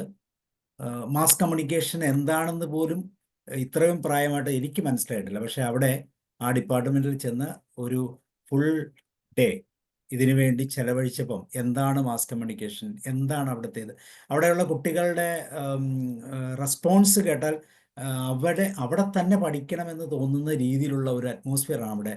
ഇന്ത്യൻ ഇൻസ്റ്റിറ്റ്യൂട്ട് ഓഫ് മാസ് കമ്മ്യൂണിക്കേഷനാണ്, ചെറിയൊരു സ്ഥാപനമല്ലത്. അപ്പം അത്രമാത്രം അവസരങ്ങൾ ഈ കോട്ടയത്ത് തന്നെ ഉണ്ടെന്ന് മനസ്സിലാക്കാനുള്ള വലിയൊരു അവസരം. അതുപോലെ തന്നെ ഇത് ഹോളി ഫാമിലി സ്കൂളുമായിട്ട് ബന്ധപ്പെട്ട് ഞങ്ങൾ നടത്തിയ പ്രോഗ്രാം, ഞങ്ങളുടെ ചാനൽ പാർട്ട്ണറായിട്ട് ഞങ്ങൾ ഈ സ്കൂളിനെ എടുത്ത് സ്കൂളിൻ്റെ എല്ലാ മാസത്തിലെ പ്രോഗ്രാം കണ്ടക്ട് ചെയ്തു. അതുപോലെ ഈ എക്സ്പീരിയൻഷ്യൽ കരിയർ ഗൈഡൻസ് പ്രോഗ്രാമിൻ്റെയും പ്രധാനപ്പെട്ട പാർട്ട്ണറായിട്ട് ഈ സ്കൂളിലെ കുട്ടികളായിരുന്നു. മറ്റു സ്കൂളിലെ കുട്ടികൾ ഈ സ്കൂളായിട്ട് വന്ന് ഇവരുടെ ബസ്സും ഒക്കെ സൗജന്യമായി നൽകിയാണ് ഞങ്ങൾക്ക് ഈ പ്രോഗ്രാം അവതരിപ്പിക്കാൻ സാധിച്ചത്. അതിൻ്റെ ഒരു പ്രോഗ്രാമിൻ്റെ ഒരു പാർട്ടാണിത്. അതുപോലെ തന്നെ നാഷണൽ സർവീസ് സ്കീമിൻ്റെ ഭാഗമായിട്ട് കുട്ടികളെ, പ്രത്യേകിച്ച് പരീക്ഷ എഴുതാൻ പോകുന്ന കുട്ടികളെ എംപവർ ചെയ്യാൻ വേണ്ടിയിട്ടുള്ള പ്രോഗ്രാംസ്, ഇത് അൻസാരി സാറിൻ്റെ പ്രോഗ്രാം തന്നെയാണ്. വീണ്ടും ഇത് സമൂഹത്തിൽ ഏറ്റവും പ്രബലരായ, ഇപ്പം കോട്ടയത്തെ സംബന്ധിച്ചോളം പറയും, എലിക്കുളത്ത് 10ഓ 15ഓ U3 യൂണിറ്റുകളുള്ള ഒരു പഞ്ചായത്തുണ്ട്, എലിക്കുളം പഞ്ചായത്ത്. അവിടുത്തെ പ്രധാനപ്പെട്ട വ്യക്തികളുമായിട്ടുള്ള ഒരു മീറ്റിംഗ് ആയിരുന്നു. അതുപോലെ തന്നെ പഞ്ചദിനത്തിൻ്റെ നിർദ്ദേശ ക്യാമ്പിൻ്റെ ഒരു പ്രോഗ്രാമാണിത്. ഞാൻ പറഞ്ഞത് ഓണസ്വാതന്ത്ര്യം എന്ന് പറഞ്ഞ പ്രോഗ്രാമായി ബന്ധപ്പെട്ട് മന്ദിരം അഗതികളോടൊപ്പം അവിടെ താമസിക്കുന്ന ഏകദേശം 100-150 അനാഥരായ വ്യക്തികൾ അവിടെ താമസിക്കുന്നുണ്ട്, കുട്ടികളുമുണ്ട്. അതിലുള്ള കുട്ടികളാണ് ഇവർ.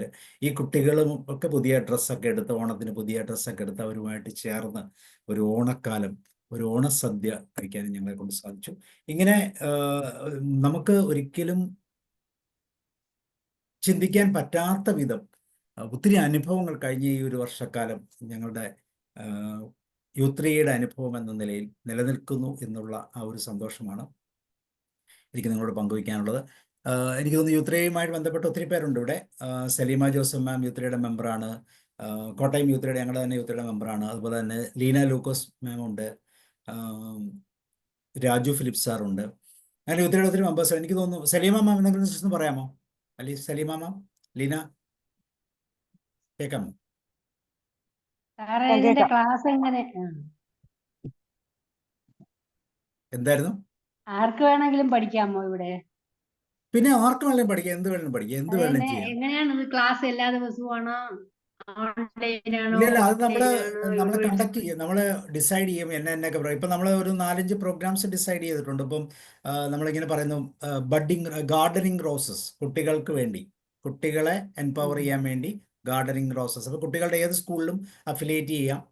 നമുക്ക് മാത്രമല്ല, എവിടെ വേണമെങ്കിലും നിങ്ങൾക്ക് ഒരു യൂണിറ്റ്, നിങ്ങൾ എവിടെയാണോ നിൽക്കുന്നത് ആ ഇവിടെ ഒരു യൂണിറ്റ് ആരംഭിച്ച് ആ യൂണിവേഴ്സിറ്റിയുമായിട്ട് അഫിലിയേറ്റ് ചെയ്ത് നമുക്ക് പ്രോഗ്രാംസ് ചെയ്യാവുന്നതാണ്. സീനിയർ സിറ്റിസൺസിന് വേണ്ടി ചെയ്യാം, യൂത്തിന് വേണ്ടി ചെയ്യാം. ഞാൻ അതിൻ്റെ ഗൈഡ് ലൈൻസ് തരാം, കുഴപ്പമില്ല, എന്നാണെന്ന് ചോദിച്ചാൽ മതി. ലീന കേൾക്കാമോ?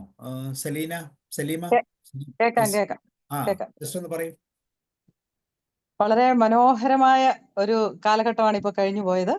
കാരണം ഞങ്ങളെ സംബന്ധിച്ചിടത്തോളം ഞങ്ങള് U3A എന്നതുകൊണ്ട് ഉദ്ദേശിക്കുന്നത് നമുക്കൊരു നമ്മുടെ തേർഡ് ഏജില്, അതായത് നമ്മുടെ റിട്ടയർമെന്റ് ലൈഫില് നമുക്ക് പുതിയതായിട്ട് കുറച്ച് സ്കിൽസ് നമുക്ക് ഡെവലപ്പ് ചെയ്യാം. അത് ഡെവലപ്പ് ചെയ്തത് വെച്ചിട്ട് നമുക്ക് സാമൂഹിക സേവനം ചെയ്യാം, മറ്റുള്ളവർക്ക് പ്രയോജനപ്പെടുത്താം. ഇതൊക്കെയായിരുന്നു ഞങ്ങളുടെ ഒരു പർപ്പസ്. അപ്പൊ അതനുസരിച്ചാണ് ഞങ്ങൾ മുന്നോട്ട് പോയത്. ഞങ്ങളെ സംബന്ധിച്ചോളം ഞങ്ങൾ കുറച്ച് പേര് കൗൺസിലിംഗ് താല്പര്യമുള്ളവരുണ്ടായിരുന്നു. അപ്പൊ ഞങ്ങൾ പോയി യൂണിവേഴ്സിറ്റി ചേർന്ന് ഒരു കൗൺസിലിംഗ് കോഴ്സ് ഒക്കെ പഠിച്ചു. എന്നിട്ട് ബിഫ്രണ്ടിങ് എന്നുള്ള രീതിയിലാണ് ഞങ്ങൾ കുട്ടികളുമായിട്ട് ഇടപെട്ടു. അപ്പം അതൊക്കെ നമുക്ക് മാനസികമായിട്ട് വളരെ സന്തോഷം തരുന്ന ഒരു കാര്യമായിരുന്നു. പിന്നെ ഞങ്ങൾ ഈ പറഞ്ഞതുപോലെ ഞങ്ങൾക്ക് സന്തോഷം തരുന്ന കാര്യങ്ങൾ മറ്റുള്ള കുട്ടികൾക്ക് നമുക്ക് മെന്റർ ചെയ്യുന്ന പോലെ അവർക്ക് അവരുടെ വിഷമങ്ങൾ കേട്ടിരുന്നാൽ മതി, കുറച്ചു നേരം കേൾക്കുക. അപ്പൊ അവരുടെ ആ ചിരിക്കുന്ന മുഖത്തോടു കൂടി അല്ല ഒരു സാറ്റിസ്ഫാക്ഷനിൽ ഉള്ള അവരുടെ ആ ഒരു ഫേസ് കാണുമ്പോൾ തന്നെ നമുക്കൊരു സന്തോഷം കിട്ടും. അത് നമുക്ക് ഈ തേർഡ് ഏജിൽ നമുക്ക് കിട്ടുന്ന ഒരു വലിയ സന്തോഷമാണ്. അതുപോലെ തന്നെ ഇപ്പം സബ് സാർ പറഞ്ഞ പോലെ ക്ലാസ്സുകൾ 5 ദിവസത്തെ ഞങ്ങളുടെ പരിപാടി എന്ന് പറഞ്ഞു കഴിഞ്ഞാൽ വളരെ മനോഹരമായിരുന്നു. കാരണം ആ സ്കൂളിലെ ടീച്ചേഴ്സും കൂടെ ഞങ്ങളോട് സഹകരിച്ചു.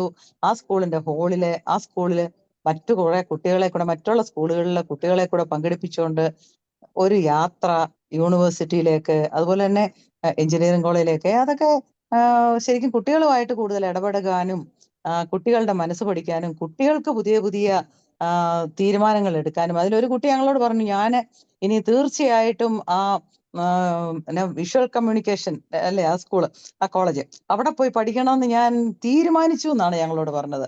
അപ്പൊ ആ കുട്ടികളുടെയൊക്കെ ആ ഒരു റിഫ്ലക്ഷൻ ഒക്കെ ഭയങ്കര രസമായിരുന്നു. നമുക്ക് ഭയങ്കര സന്തോഷം തോന്നുന്ന ഒരു അനുഭവമായിരുന്നു. അപ്പൊ മുന്നോട്ട് ഞങ്ങളിപ്പം ഈ വർഷത്തെ ഞങ്ങളുടെ ഒരു പദ്ധതി എന്ന് പറയുന്നത്, ഞങ്ങള് വിചാരിച്ചിരിക്കുന്നത് ഒരു ലഹരി വിമുക്ത കോട്ടയം. ഈ വർഷം ഞങ്ങൾ അങ്ങനെയും കൂടി ഒരു പ്ലാൻ ചെയ്തിട്ടുണ്ട്. അത് വളരെ വളരെ മനോഹരമായ ഒരു പരിപാടിയായിരുന്നു.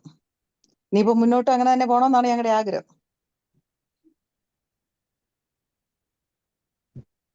ഓക്കെ, ഞങ്ങളുടെ ആ കരിയർ എക്സ്പീരിയൻഷ്യൽ കരിയേഴ്സ് ഗൈഡൻസ് പ്രോഗ്രാമിന്റെ ഒരു വീഡിയോ ആണ്, അതും കൂടെ ഒന്ന് കാണിക്കാം. യൂണിവേഴ്സിറ്റി ഓഫ് തേഡേറ്റ് എന്ന ഇന്റർനാഷണൽ. കേൾക്കുന്നുണ്ടോ? ഇല്ലായിരിക്കും അല്ലേ? ചെറിയ ശബ്ദം. ഓക്കെ. ഞാനത്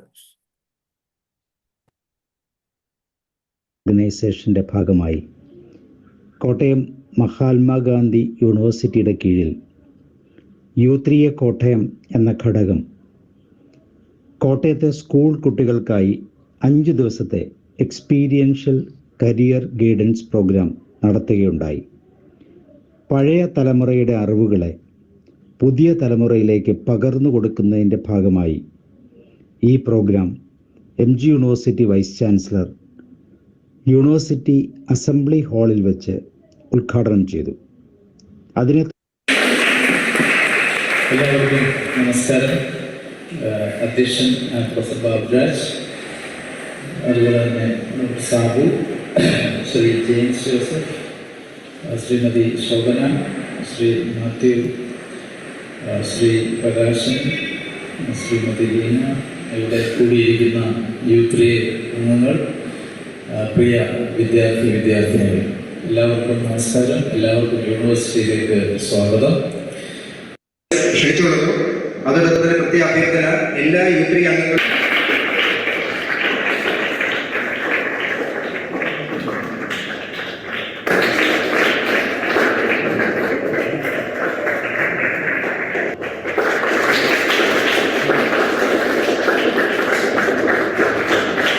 U3A ഡയറക്ടർ ടോണി കെ തോമസ് വിദേശയാത്രയിലായതുകൊണ്ട് IUCDS director professor doctor Baburaj അധ്യക്ഷത വഹിച്ചു. ഡോക്ടർ സാബു കേരളം സ്വാഗതം ആശംസിച്ചു. തുടർന്ന് U3A കോട്ടയം അംഗങ്ങളായ ജെയിംസ് ജോസഫ്, G ശോഭന, മാത്യു മാനവികം, P Prakashan, professor Jiji Abraham, advocate Sunil Kumar, doctor Sreekumar D Menon, CK Lakshmanan എന്നിവർ ആശംസകൾ അർപ്പിച്ചു.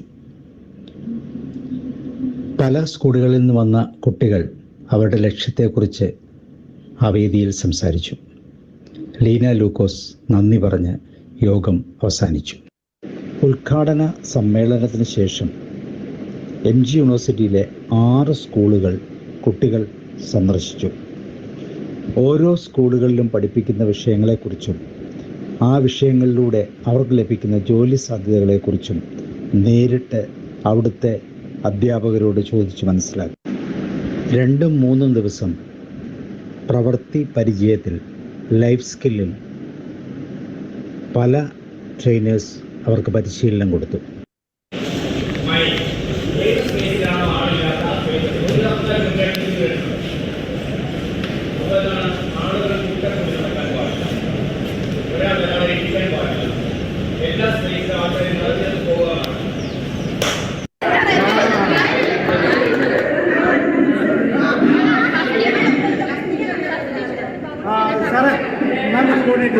എല്ലാ അംഗങ്ങൾക്കും ഓരോ ചാൻസ്.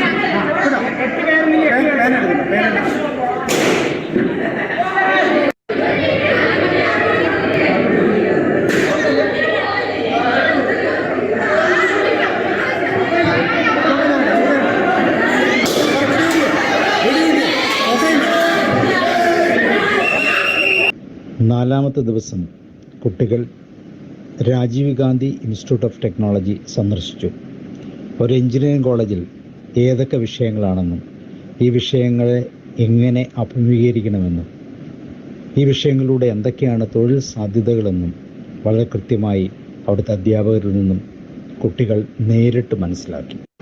അതിനുശേഷം ഇന്ത്യൻ ഇൻസ്റ്റിറ്റ്യൂട്ട് ഓഫ് മാസ് കമ്മ്യൂണിക്കേഷനിൽ കുട്ടികൾ സന്ദർശിക്കുകയും മാസ് കമ്മ്യൂണിക്കേഷൻ എങ്ങനെയാണ് അവർക്ക് ചേരുന്ന പഠനമായി മാറുന്നതെന്നും അതിലൂടെ ലഭിക്കുന്ന അവസരങ്ങളെക്കുറിച്ചും അവിടുത്തെ അധ്യാപകരിൽ നിന്നും കുട്ടികൾ മനസ്സിലാക്കി. 4-ാം ദിവസം കുട്ടികൾ മെഡിക്കൽ കോളേജ് സന്ദർശിച്ചു. അവിടുത്തെ ഡോക്ടേഴ്സിൽ നിന്നും NSS യൂണിറ്റ് അംഗങ്ങളിൽ നിന്നും അവിടെ പഠിക്കുന്ന കുട്ടികളിൽ നിന്നും ഏത് കോഴ്സ് തിരഞ്ഞെടുക്കണമെന്നും എങ്ങനെ ആ കോഴ്സിലേക്ക് എത്താമെന്നും അതിലൂടെ ലഭിക്കുന്ന ജോലി സാധ്യതകളെക്കുറിച്ചും വളരെ വ്യക്തമായി ചോദിച്ച് മനസ്സിലാക്കാൻ അവസരം ലഭിച്ചു. 5-ാം ദിവസം രക്ഷിതാക്കൾക്കായി കരിയർ ഗൈഡൻസ് ക്ലാസ് ഉണ്ടായിരുന്നു. ഈ ക്യാമ്പിൻ്റെ 3 ദിവസത്തെ പ്രവൃത്തി പരിചയം നടന്നത് Kanjikuzhi holy family higher secondary സ്കൂളിൽ വെച്ച്. യാത്രാ സൗകര്യത്തിനായി അവരുടെ വാഹനവും നമുക്ക് ലഭിച്ചു. 5-ാം ദിവസം ഉച്ച കഴിഞ്ഞ് ഹോളി ഫാമിലി സ്കൂൾ ഓഡിറ്റോറിയത്തിൽ വെച്ച് സമാപന സമ്മേളനം ജെയിംസ് ജോസഫ് അധികാരത്തിൽ ഉദ്ഘാടനം ചെയ്തു. School head master VM Biju അധ്യക്ഷനായിരുന്നു. കുട്ടികൾക്കുള്ള സർട്ടിഫിക്കറ്റ് വിതരണവും ബെസ്റ്റ് ടീമിനുള്ള സമ്മാനദാനവും നിർവഹിച്ചു. ദേവനാരായണൻ, അടുത്തത് അരുണിമാരുൺ, അഞ്ജന കൃഷ്ണ. ദിവസം ഞങ്ങൾ MG യൂണിവേഴ്സിറ്റിയിലാണ് പോയത്. അവിടെ വൈസ് ചാൻസലറിനെ, എനിക്ക് തോന്നുന്നു അവിടുത്തെ സ്റ്റുഡൻസിന് പോലും വൈസ് ചാൻസലറിനെ നേരിട്ടങ്ങനെ ഒരു വേദി പങ്കിടാൻ അവസരം കിട്ടിയിട്ടുണ്ടോ എന്ന് എനിക്ക് അറിയത്തില്ല. ഈ പ്രായത്തിൽ എനിക്കത് കിട്ടിയതിൽ വളരെ വലിയ സന്തോഷം. അതെനിക്ക് സാധിക്കുന്ന ദിൽസാറിനും U3A മെമ്പേഴ്സിനും എല്ലാവർക്കും എൻ്റെ ഹൃദയം നന്ദി. പിന്നെ അടിപൊളി ക്യാമ്പ് എന്ന് പറയുന്നത് നല്ല കളികളുണ്ട്. കാല് വെച്ച് ബൗൺസിംഗ് ബോളൊക്കെ പാസ് ചെയ്യുക, നമ്മൾ എയിം പെർഫെക്റ്റ് ആയിട്ട് എയിമൊക്കെ വെച്ച് നമ്മളെ ഒരു ബൗളിനകത്ത് പോയിട്ടുള്ള ബൗളിനകത്ത് കറക്റ്റ് ചെയ്യുക, അതിന് 50% കിട്ടി. പിന്നെ കുറേ ഫ്രണ്ട്സിന് പിന്നെ പുതിയ കുറേ കാര്യങ്ങൾ അറിയാൻ പറ്റും. എനിക്ക് ശരിക്കും പറഞ്ഞാൽ അംബീഷൻ എന്ന് പറഞ്ഞ കാര്യം എൻ്റെ മനസ്സിൽ ഇല്ല. ഞാൻ അവസാനത്തെ ദിവസം യെസ്റ്റർഡേ നമ്മൾ കുറേ സ്ഥലം വിസിറ്റ് ചെയ്ത് കഴിഞ്ഞപ്പോൾ എനിക്ക് IIMCയിൽ നല്ലൊരു പാഷൻ അല്ലെങ്കിൽ ഭാവി കണ്ടെത്താൻ പറ്റി. ഞാൻ +2 പഠിക്കുന്നു. തെന്നേരി മലർകാടിലാണ് പഠിക്കുന്നത്. ഞങ്ങളുടെ സ്കൂളിൽ നിന്ന് 3 പേരെ വന്നുണ്ട്. പെട്ടെന്ന് എല്ലാവരും പരിപാടി ആക്കിയുണ്ട്. പിന്നെ ഞാൻ കരിയർ കൗൺസിലിംഗ് ക്ലാസ്സിൽ ഇങ്ങനെ ഇത്രയും പേരുള്ളതായിട്ട് പോയിട്ടില്ല. അപ്പോൾ ഇതാദ്യമായിട്ടാണ് വരുന്നത്. വന്നപ്പോൾ ഞങ്ങൾക്ക് മൊത്തം സ്പീച്ചൊക്കെ ആയിരിക്കും. ഇങ്ങനെ എത്ര രസമുള്ള പരിപാടിയൊക്കെ കാണുമെന്ന് ഞാൻ ആലോചിച്ചില്ല. ഇവിടെ വന്ന് സെക്കൻഡ് ഡേ ആയപ്പോഴാണ് നല്ല രസമുള്ളതാണെന്ന് ഓർത്തുകൊണ്ട്. അപ്പോൾ ഇനി അടുത്ത ദിവസം മുതൽ ക്യാമ്പിൽ വരാൻ എനിക്ക് ഭയങ്കരമായിട്ട് താല്പര്യമൊക്കെ ആയി. പിന്നെ ഇപ്പോൾ 5 ദിവസം ഉണ്ടായിരുന്നല്ലോ എന്ന് ഓർത്ത് വിഷമമാകുമായിരുന്നു. പിന്നെ നമ്മളിങ്ങനെ വീട്ടിൽ ഇരുന്ന് റിസർച്ച് ചെയ്യുന്നതിനേക്കാളും നല്ലത് നമ്മളിങ്ങനെ ക്യാമ്പിൽ പോയി അവിടെ യൂണിവേഴ്സിറ്റിയും ഇൻസ്റ്റിറ്റ്യൂഷനൊക്കെ കണ്ട് പരിചയം വന്നിങ്ങനെ നമുക്ക് ഏതാ ഇഷ്ടം എന്നൊക്കെ അവിടെ ചെല്ലുമ്പോഴല്ലേ മനസ്സിലാവുന്നുള്ളൂ. അപ്പം ഇത് മറ്റുള്ള കരിയർ കൗൺസിലിംഗ് പോലെയല്ല. ഇവിടുത്തെ ടീച്ചർമാരും എല്ലാവരും ഇവിടെ കുറേ ഫ്രണ്ട്സൊക്കെ ആയി. അപ്പം നല്ല രസമായിരുന്നു. കൊണ്ടുപോയി എനിക്ക് അറിയാത്ത കാര്യങ്ങളെ പറ്റി കുറച്ചും കൂടി അറിയാനും അറിയുന്ന കാര്യങ്ങളെ പറ്റി കുറച്ചും കൂടി എക്സ്പ്ലെയിൻ ചെയ്ത് അറിയാൻ പറ്റും. അതൊക്കെ എനിക്ക് കിട്ടിയ വലിയൊരു ഓപ്പർച്യൂണിറ്റി ആയിട്ടാണ് ഞാൻ കാണുന്നത്. ഇവിടെ വന്നില്ലായിരുന്നെങ്കിൽ അത് ഒരു വലിയ നഷ്ടമായി പോയെന്ന് ഞാനിപ്പോൾ കരുതുന്നു. U3 മെമ്പേഴ്സിന് ഒരുപാട് നന്ദിയുണ്ട്. എനിക്കിതിൽ പങ്കെടുക്കാൻ പറ്റിയത് ഒരുപാട് സന്തോഷമുണ്ട്. Thank you so much.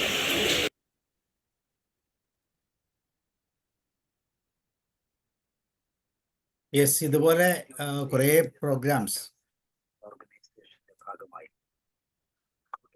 Mahatma Gandhi യൂണിവേഴ്സിറ്റിയുടെ കീഴിൽ.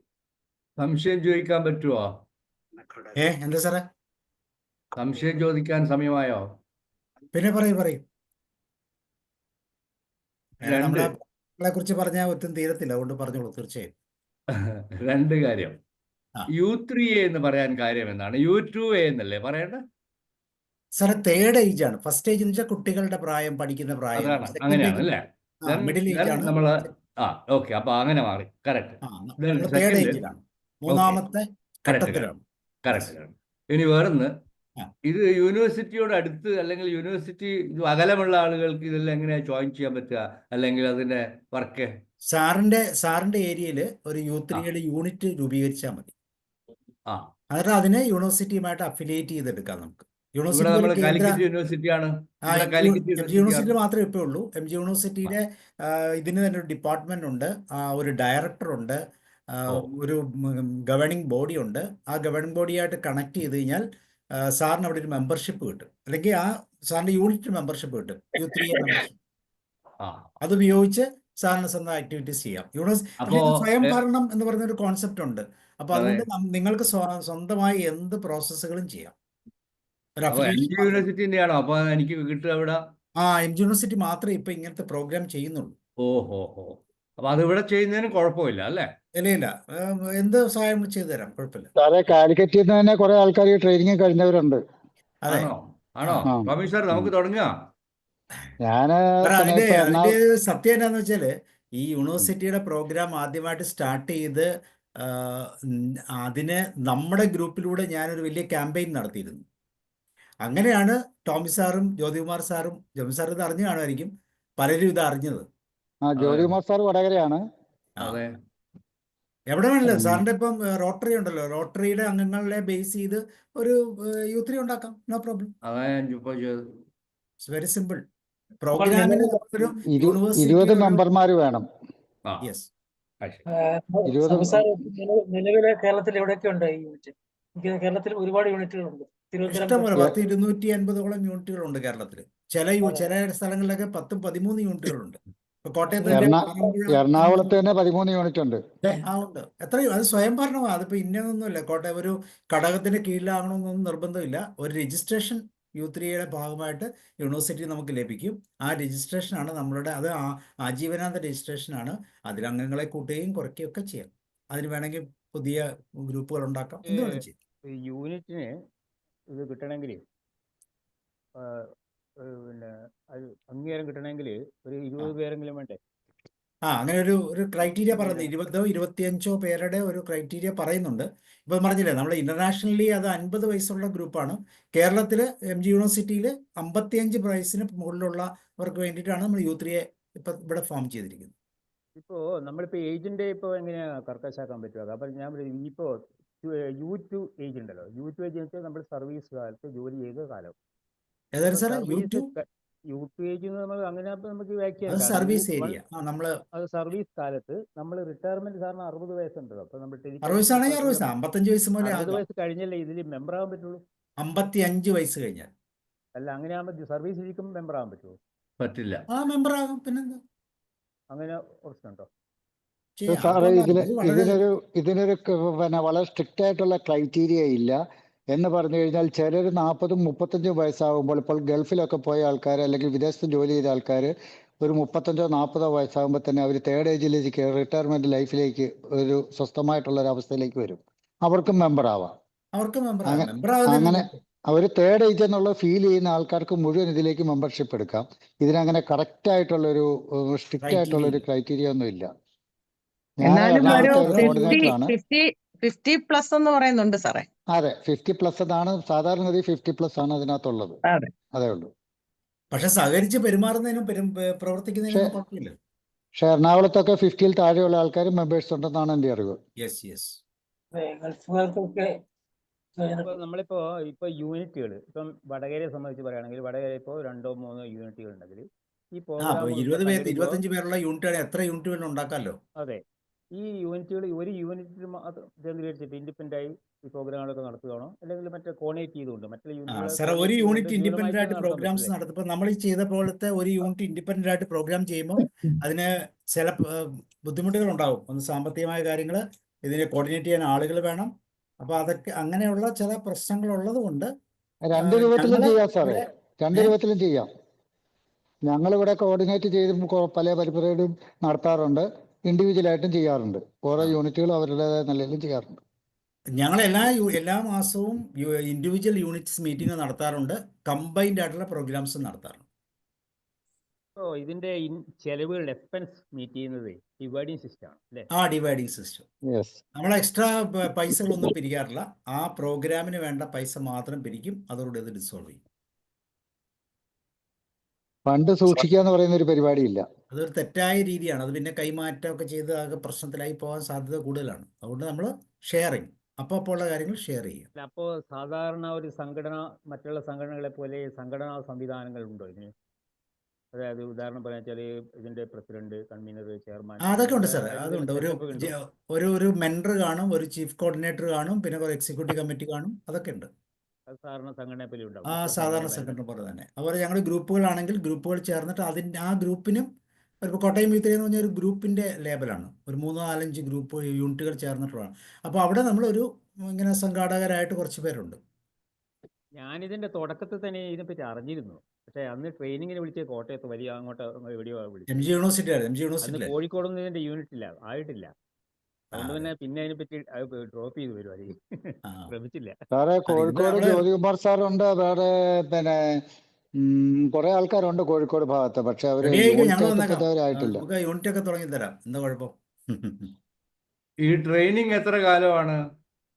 ട്രെയിനിങ് ഇല്ല സാറേ, ഇതിന് പ്രത്യേകിച്ച് ഒരു ട്രെയിനിങ്ങും ഇല്ല. സാറേ ഇതിന് ട്രെയിനിങ്ങിന്റെ ഒരു ആവശ്യമൊന്നും ഇല്ല സാറേ ഇത് തുടങ്ങാനായിട്ട്. കാരണം എല്ലാരും എല്ലാവരും രാജാക്കന്മാരെന്നെ. എല്ലാവർക്കും ട്രെയിൻ ചെയ്യാം, കേട്ടിരിക്കാൻ ആളുകൾ മാത്രമേ ഉള്ളൂ. ഇതിലെ പരിപാടികൾ വളരെ ലിബറലാണ്. ആർക്ക് വേണമെങ്കിൽ അവരവരുടെ യൂണിറ്റിന് തക്ക പോലെയുള്ള പരിപാടികൾ ആസൂത്രണം ചെയ്യാം, നടപ്പാക്കാം. ഇത് മറ്റുള്ളവർക്ക് വേണ്ടിയിട്ട് തന്നെയല്ല, അവനവന് സ്വയം ഡെവലപ്മെന്റിനുള്ളതും ഇഷ്ടമുള്ള പിന്നെ വിനോദയാത്രകൾ, അതുപോലെ നമ്മുടെ സ്വയം ഡെവലപ്മെന്റിന് വേണ്ടിയിട്ടുള്ളതും അവയർനെസ് ക്യാമ്പുകളും ഒക്കെ നമുക്ക് സ്വയം അറേഞ്ച് ചെയ്തിട്ട് നമ്മുടെ ഗ്രൂപ്പിലുള്ള ആൾക്കാർക്ക് വേണ്ടിയിട്ട് അത് ചെയ്യാം. പിന്നെ ഒറ്റപ്പെട്ട് കഴിയുന്ന ആൾക്കാരെ കണ്ടെത്തി അവരെ പിന്നെ നമുക്ക് ആശ്വസിപ്പിക്കാൻ പോകാം, അവരെ നമ്മളിലേക്ക് കൂട്ടാം, നമ്മുടെ പരിപാടികളിലൊക്കെ കൂട്ടാം. അങ്ങനെ ഒത്തിരി ഓപ്ഷൻസ് ചെയ്യുന്നുണ്ട്. വളരെ ലിബറലാണ്. വളരെ ലിബറലാണ്, വളരെ ഈസി ആയിട്ട് ഹാൻഡിൽ ചെയ്യാം. ഈ പറയുന്ന പോലെ ഒരു ഉദാഹരണത്തിന് വേണമെങ്കിൽ ഞാനൊരു എക്സാമ്പിൾ കാണിച്ചു തരാം സാറേ. അംഗത്വത്തിനുള്ള ഇപ്പോഴത്തെ ഒരു മാനദണ്ഡം നല്ല മനസ്സുള്ള, ഒന്നിച്ചുകൂടി പ്രവർത്തിക്കാൻ താല്പര്യമുള്ള ആർക്കും ചേരാം എന്നല്ലേ? പിന്നെ ഒരു 50 വയസ്സ് കൂടെ ഉണ്ടെങ്കിൽ നല്ലതായിരിക്കും. അതെ, 50 വയസ്സിന് മുകളിലുള്ള ആൾക്കാരാണ്. ഞങ്ങളുടെ ഇന്നലത്തെ പ്രോഗ്രാമിന്റെ ഷെഡ്യൂളാണിത്. ഇന്നലെ ഞങ്ങൾ ഇവിടുത്തെ വാർഷികം 2ാം വാർഷികം നടത്തിയിരുന്നു. നിത്യവുമൻ മനതാരിൽ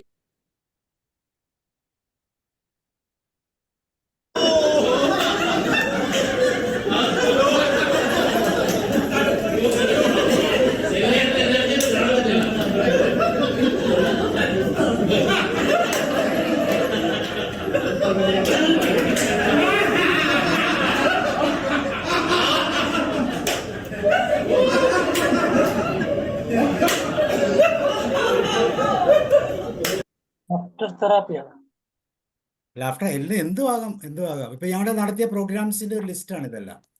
ഇത്രയും പ്രോഗ്രാംസ് കഴിഞ്ഞ വർഷം ഞങ്ങൾ 23/8 മുതൽ കണ്ടിന്യൂസ് ആയിട്ട് നമ്മൾ ഇത്രയും പ്രോഗ്രാംസ് ഗ്രൂപ്പായിട്ട് ഇൻഡിവിജ്വലായിട്ടൊക്കെ ചെയ്തിട്ടുണ്ട്. അപ്പൊ ഇങ്ങനെയുള്ള പ്രോഗ്രാംസ്, നമുക്ക് ഇഷ്ടമുള്ള പ്രോഗ്രാംസ്, നമുക്കറിയാവുന്ന പ്രോഗ്രാംസ് ഒക്കെ നമുക്ക് ഓർഗനൈസ് ചെയ്യാം, ആളുകൾ കണ്ടിരുന്നോളൂ. കഴിഞ്ഞ വർഷം കോട്ടയം BCM കോളേജ് വെച്ച് നടന്ന തലമുറകളുടെ അതിനൊക്കെ ഞാനും ഉണ്ടായിരുന്നു. 500 മുതിർന്നവരും 500 വിദ്യാർത്ഥികളുമായിരുന്നു. കോളേജ് വിദ്യാർത്ഥികൾ 1-to-1 ഇന്ററാക്ഷൻ ആയിരുന്നു. വളരെ അതും ഇതുപോലെ യൂണിവേഴ്സിറ്റി വൈസ് ചാൻസലറാണ് ഉദ്ഘാടനം ചെയ്തത്. പരിപാടികൾ അവതരിപ്പിക്കാനേ നമ്മൾ സ്കൂളുകളും കോളേജുകളും അങ്ങനെയുള്ളതാണോ, അല്ലെങ്കിൽ പൊതുവേദി ഏതെങ്കിലും ഇങ്ങനെ പ്രോഗ്രാമൊക്കെ അവതരിപ്പിക്കാൻ വേണ്ടിയിട്ട് എങ്ങനെയാണ് അവതരിപ്പിക്കാൻ? നമ്മൾ സ്കൂൾ ഏതെങ്കിലും ഒരു വേദി സ്വീകരിക്കും. ഒരു വേദി നമ്മൾ റെന്റ് പോലെ എടുക്കും. സ്കൂൾ പ്രോഗ്രാമാണ്, സ്കൂളിന്റെ ഓഡിറ്റോറിയം ഉപയോഗിക്കും. നമ്മുടെ പരിപാടികൾക്ക് അങ്ങനെ നിർബന്ധമില്ല സാറേ. വീടുകളിൽ വെച്ച് നടത്താം. നമ്മൾ പൊതുസ്ഥലങ്ങൾ, ഇപ്പം ഞങ്ങൾക്കിപ്പോൾ ഈ 12-ാം തീയതി ഇവിടുത്തെ വായനശാലയിൽ വെച്ചിട്ട് ഒരു പ്രോഗ്രാം ഉണ്ട്. അധ്യാപകനിൽ വെച്ച് നടത്താറുണ്ട്, വേറെ ആൾ എടുത്തിട്ട് നടത്താറുണ്ട്. അങ്ങനെയൊക്കെ ചെയ്യാം. ഏതാണേലും ഞങ്ങൾ കോസ്റ്റ് ഷെയറിംഗ് ആണ്. നമ്മുടേതായ പരിപാടികൾക്ക് സ്കൂളുകൾക്ക് കിട്ടുമല്ലോ. ഇന്ന് കണ്ട പ്രോഗ്രാമിന് ഏകദേശം 400 രൂപയായുള്ളൂ ഒരാൾക്ക്. 50 പേരുണ്ടായിരുന്നു, 45 പേരോളം ആളുകളുണ്ട്, 5 ഗസ്റ്റും ഉണ്ടായിരുന്നു. ഏകദേശം 400 രൂപ ഒരാൾക്ക്, ഒരു ഫുൾ ഡേ വിത്ത് ഉച്ചത്തെ ഫുഡും എല്ലാം ഉൾപ്പെടെ. അത് തന്നെയല്ല, ഏകദേശം 50 പേരും ഗസ്റ്റുകളും എല്ലാം കൂടെ കൂടി. അങ്ങനെയല്ലേ ലീന? അതാണല്ലോ, എത്ര എമൗണ്ട് ആയില്ലേ? അതെ 400 രൂപ. പെർ ഹെഡ് 400 രൂപ, അത്രേ ഉള്ളൂ. ഒരു ഗ്രൂപ്പായി കഴിഞ്ഞാൽ പിന്നെ ഇങ്ങനത്തെ പ്രോഗ്രാംസ് ഒക്കെ ചെയ്യാൻ വളരെ രസമാണ്, നല്ല താല്പര്യം വരും. പ്രത്യേകിച്ച് ഇത് എം ജി യൂണിവേഴ്സിറ്റിയുടെ അഫിലിയേറ്റഡ് എന്ന് പറയുമ്പോഴത്തേക്ക് എപ്പോഴും മറ്റുള്ളവർക്കും അതൊരു അംഗീകാരയോഗ്യമാകും. ഇപ്പോൾ നമ്മൾ സ്കൂളിൽ ചെന്നിട്ട് എം ജി യൂണിവേഴ്സിറ്റി ഒരു എക്സ്റ്റൻഷൻ പ്രോഗ്രാമാണ്, ആ പ്രോഗ്രാമിൻ്റെ ഭാഗമായിട്ടാണ് നമ്മൾ ഈ പ്രോസസ്സ് ചെയ്യുന്നതെന്ന് പറഞ്ഞാൽ ഒരു വാം വെൽക്കം ആയിരിക്കും എപ്പോഴും.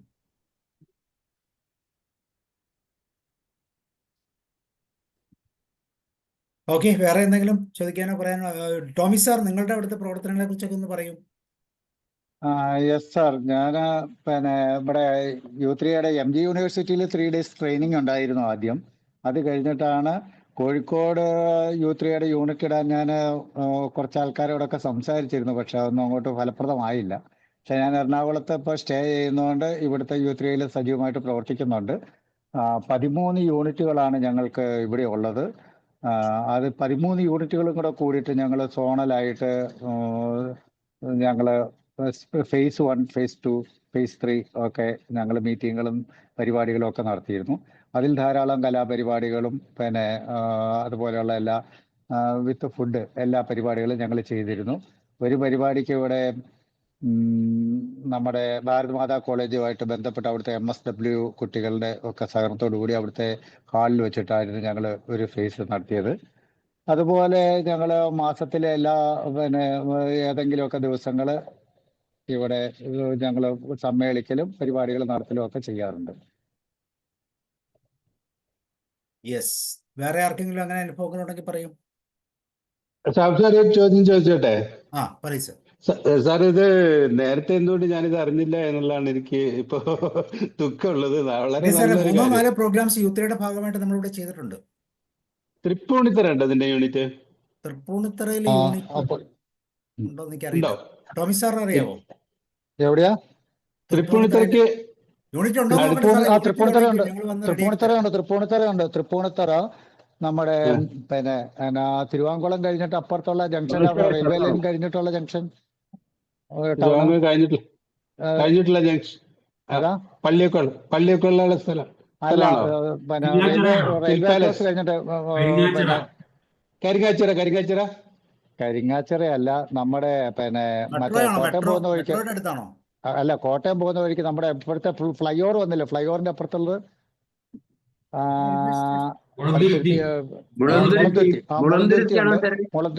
മുളന്തുരുത്തി ഉണ്ട്.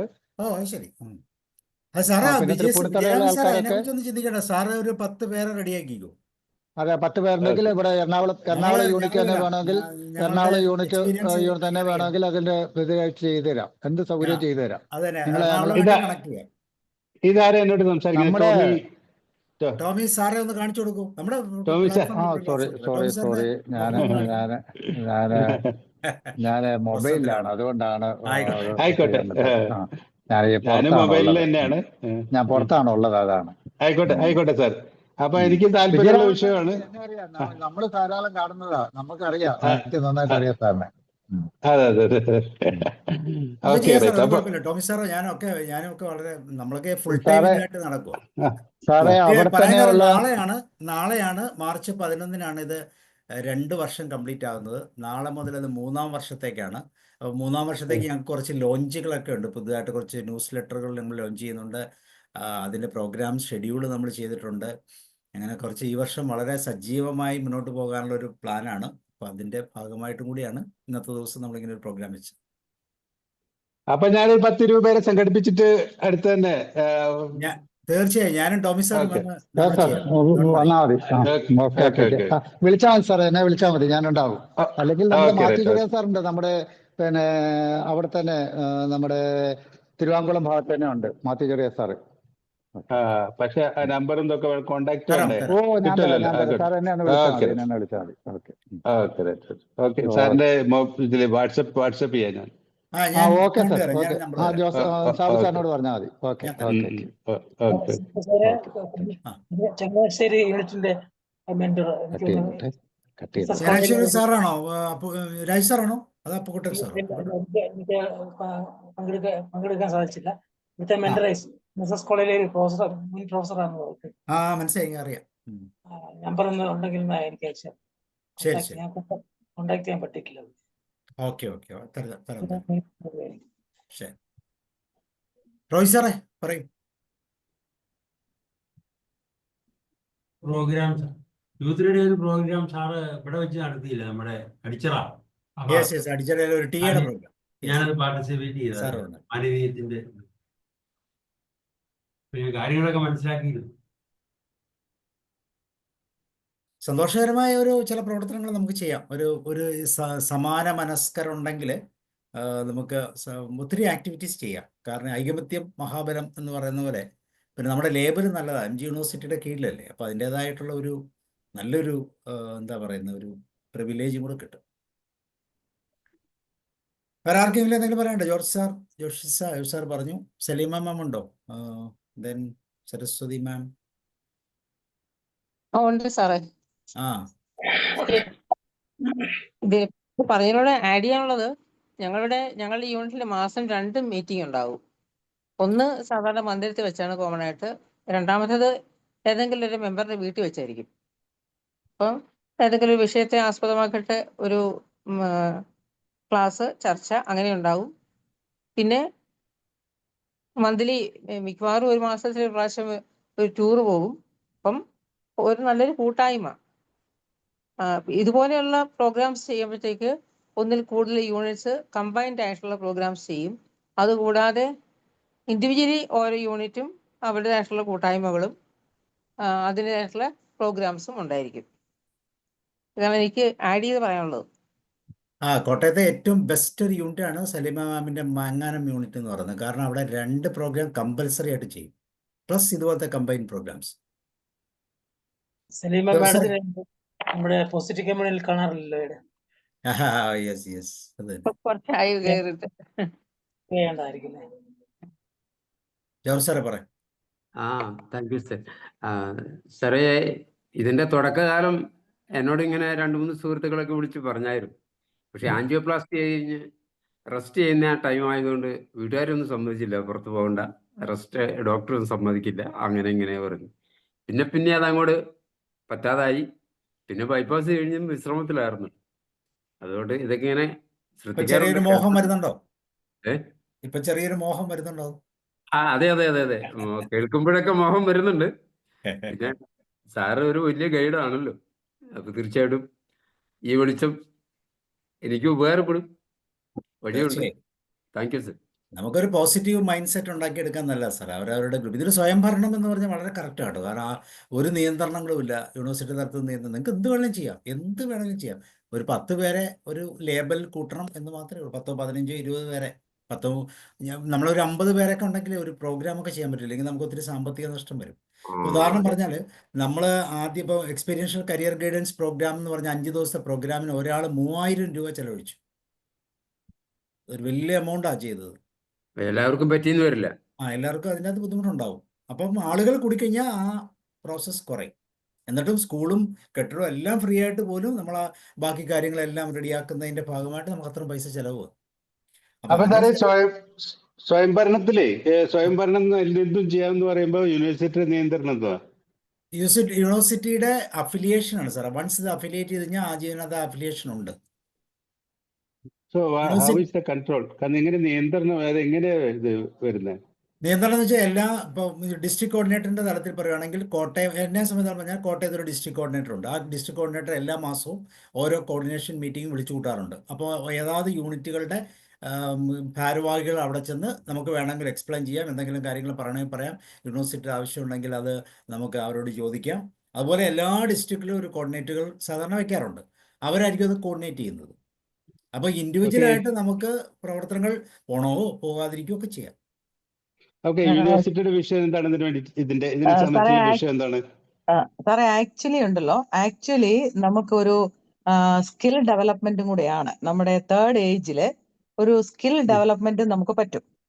അതായത് നമ്മുടെ ഒരു പാഷൻ എന്താണ്, ആ പാഷൻ തിരിച്ചറിയുമ്പോൾ നമുക്ക് ഒരു പ്രായം ആയി പോയെങ്കിൽ നമുക്ക് യൂണിവേഴ്സിറ്റിയുമായിട്ട് സഹകരിച്ച് നമുക്ക് പഠിക്കാനുള്ള ഒരു സൗകര്യം കൂടി ഉണ്ട്. അപ്പൊ നമുക്ക് വേണമെങ്കിൽ പഠിക്കാം. അതാണ് യൂണിവേഴ്സിറ്റിയുടെ വിഷയം ഇതില്. അതായത് 3rd ഏജ് ആയിട്ടുള്ള ആൾക്കാർക്ക് മാനസികാരോഗ്യം അതുപോലെ അവരുടെ, അതാണ് ഉദ്ദേശം. ശരിക്കും അങ്ങനെയും ഉണ്ട്. യൂണിവേഴ്സിറ്റിയുടെ തലത്തിൽ യൂണിവേഴ്സിറ്റീസ് ഇതുപോലത്തെ കരിക്കുലം ഡെവലപ്പ് അതായി വരുന്നേ ഉള്ളൂ. ട്രെയിനിങ്ങുകൾ അങ്ങനെയുള്ള കാര്യങ്ങളും കൂടെ അതിൻ്റെ അകത്ത് തരും. അപ്പം ആളുകൾക്ക് ആ യൂണിവേഴ്സിറ്റി ചെന്ന് ഈ കണ്ടിന്യൂയിങ് എഡ്യൂക്കേഷനുമായിട്ട് കണക്ട് ചെയ്യുക. അങ്ങനത്തെ പ്രോഗ്രാം യൂണിവേഴ്സിറ്റി സ്റ്റാർട്ട് ചെയ്തിട്ടില്ല, അത് അവർ റെഡിയായി വരുന്നേ ഉള്ളൂ. Okay okay. രണ്ട് കാര്യങ്ങൾ ഇതുകൊണ്ട് നടക്കും. ഒന്ന്, ഈ തേർഡ് ഏജിലുള്ള ആൾക്കാരുടെ ഗുണം നടക്കും. അതുപോലെ തന്നെ തേർഡ് ഏജിലുള്ള ആൾക്കാരെ യൂണിവേഴ്സിറ്റിക്ക് ഉപയോഗപ്പെടുത്തുകയും ചെയ്യാം. ഇത് രണ്ടും ലക്ഷ്യമുണ്ടോ? റിസോഴ്സ് ആയിട്ട്, കാരണം വളരെ വലിയൊരു റിസോഴ്സ് ആണല്ലോ അവര്. അതെ, അപ്പൊ ഇന്ന് വളരെ കൂടുതലുള്ള ആൾക്കാരാണ്. ഇപ്പൊ കേരള ഗവൺമെന്റും ഇതുപോലെ ഒരു പ്രോഗ്രാം ചെയ്യുന്നുണ്ട്. ഇപ്പൊ നമുക്ക് പോസിറ്റീവ് കമ്മിൽ കണ്ടിരുന്നില്ലേ, KDISC എന്ന് പറഞ്ഞ ഒരു ഓർഗനൈസേഷന്റെ ബേസിസിൽ സീനിയേഴ്സ് ആയിട്ടുള്ള ആളുകളുടെ റിസോഴ്സുകൾ ഉപയോഗിച്ച് പഞ്ചായത്ത്, മുനിസിപ്പാലിറ്റി, കോർപ്പറേഷൻ തലത്തിലുള്ള ആളുകൾക്ക് വേണ്ടിയിട്ടുള്ള ഒരു പുതിയ പ്രോഗ്രാം തന്നെ ഡെവലപ്പ് ചെയ്തിട്ടുണ്ട്. അപ്പൊ അതെല്ലാം ഇതുമായിട്ടൊക്കെ അസോസിയേറ്റ് ചെയ്ത് പോകും. അവിടെ യൂണിവേഴ്സിറ്റി തലത്തിൽ വേണമെങ്കിൽ നമുക്ക് ഫ്രീ ട്രെയിനിങ്ങും കൂടെ നമുക്ക് തരും. TCI-യുമായിട്ട് ബന്ധം, TCI റൂത്ത് കോണിനെ കുറിച്ച് അങ്ങനെയൊക്കെയുള്ള ജനറൽ ആയിട്ടുള്ള ട്രെയിനിങ്ങുകളൊക്കെ യൂണിവേഴ്സിറ്റി തലത്തിൽ കരിക്കുലത്തിന്റെ ബേസ് ആയിട്ട് വരും. അത് ഇവിടെ ആയിട്ടില്ല, പക്ഷെ വിദേശ യൂണിവേഴ്സിറ്റിയിലൊക്കെ അങ്ങനത്തെ സാധനങ്ങളുണ്ട്. നമ്മുടെ ഇത് ഇപ്പോൾ 1 വർഷം 2 വർഷമല്ലായുള്ളൂ, അതിന്റെ സ്റ്റേജൊക്കെ ആയി വരുന്നേ ഉള്ളൂ.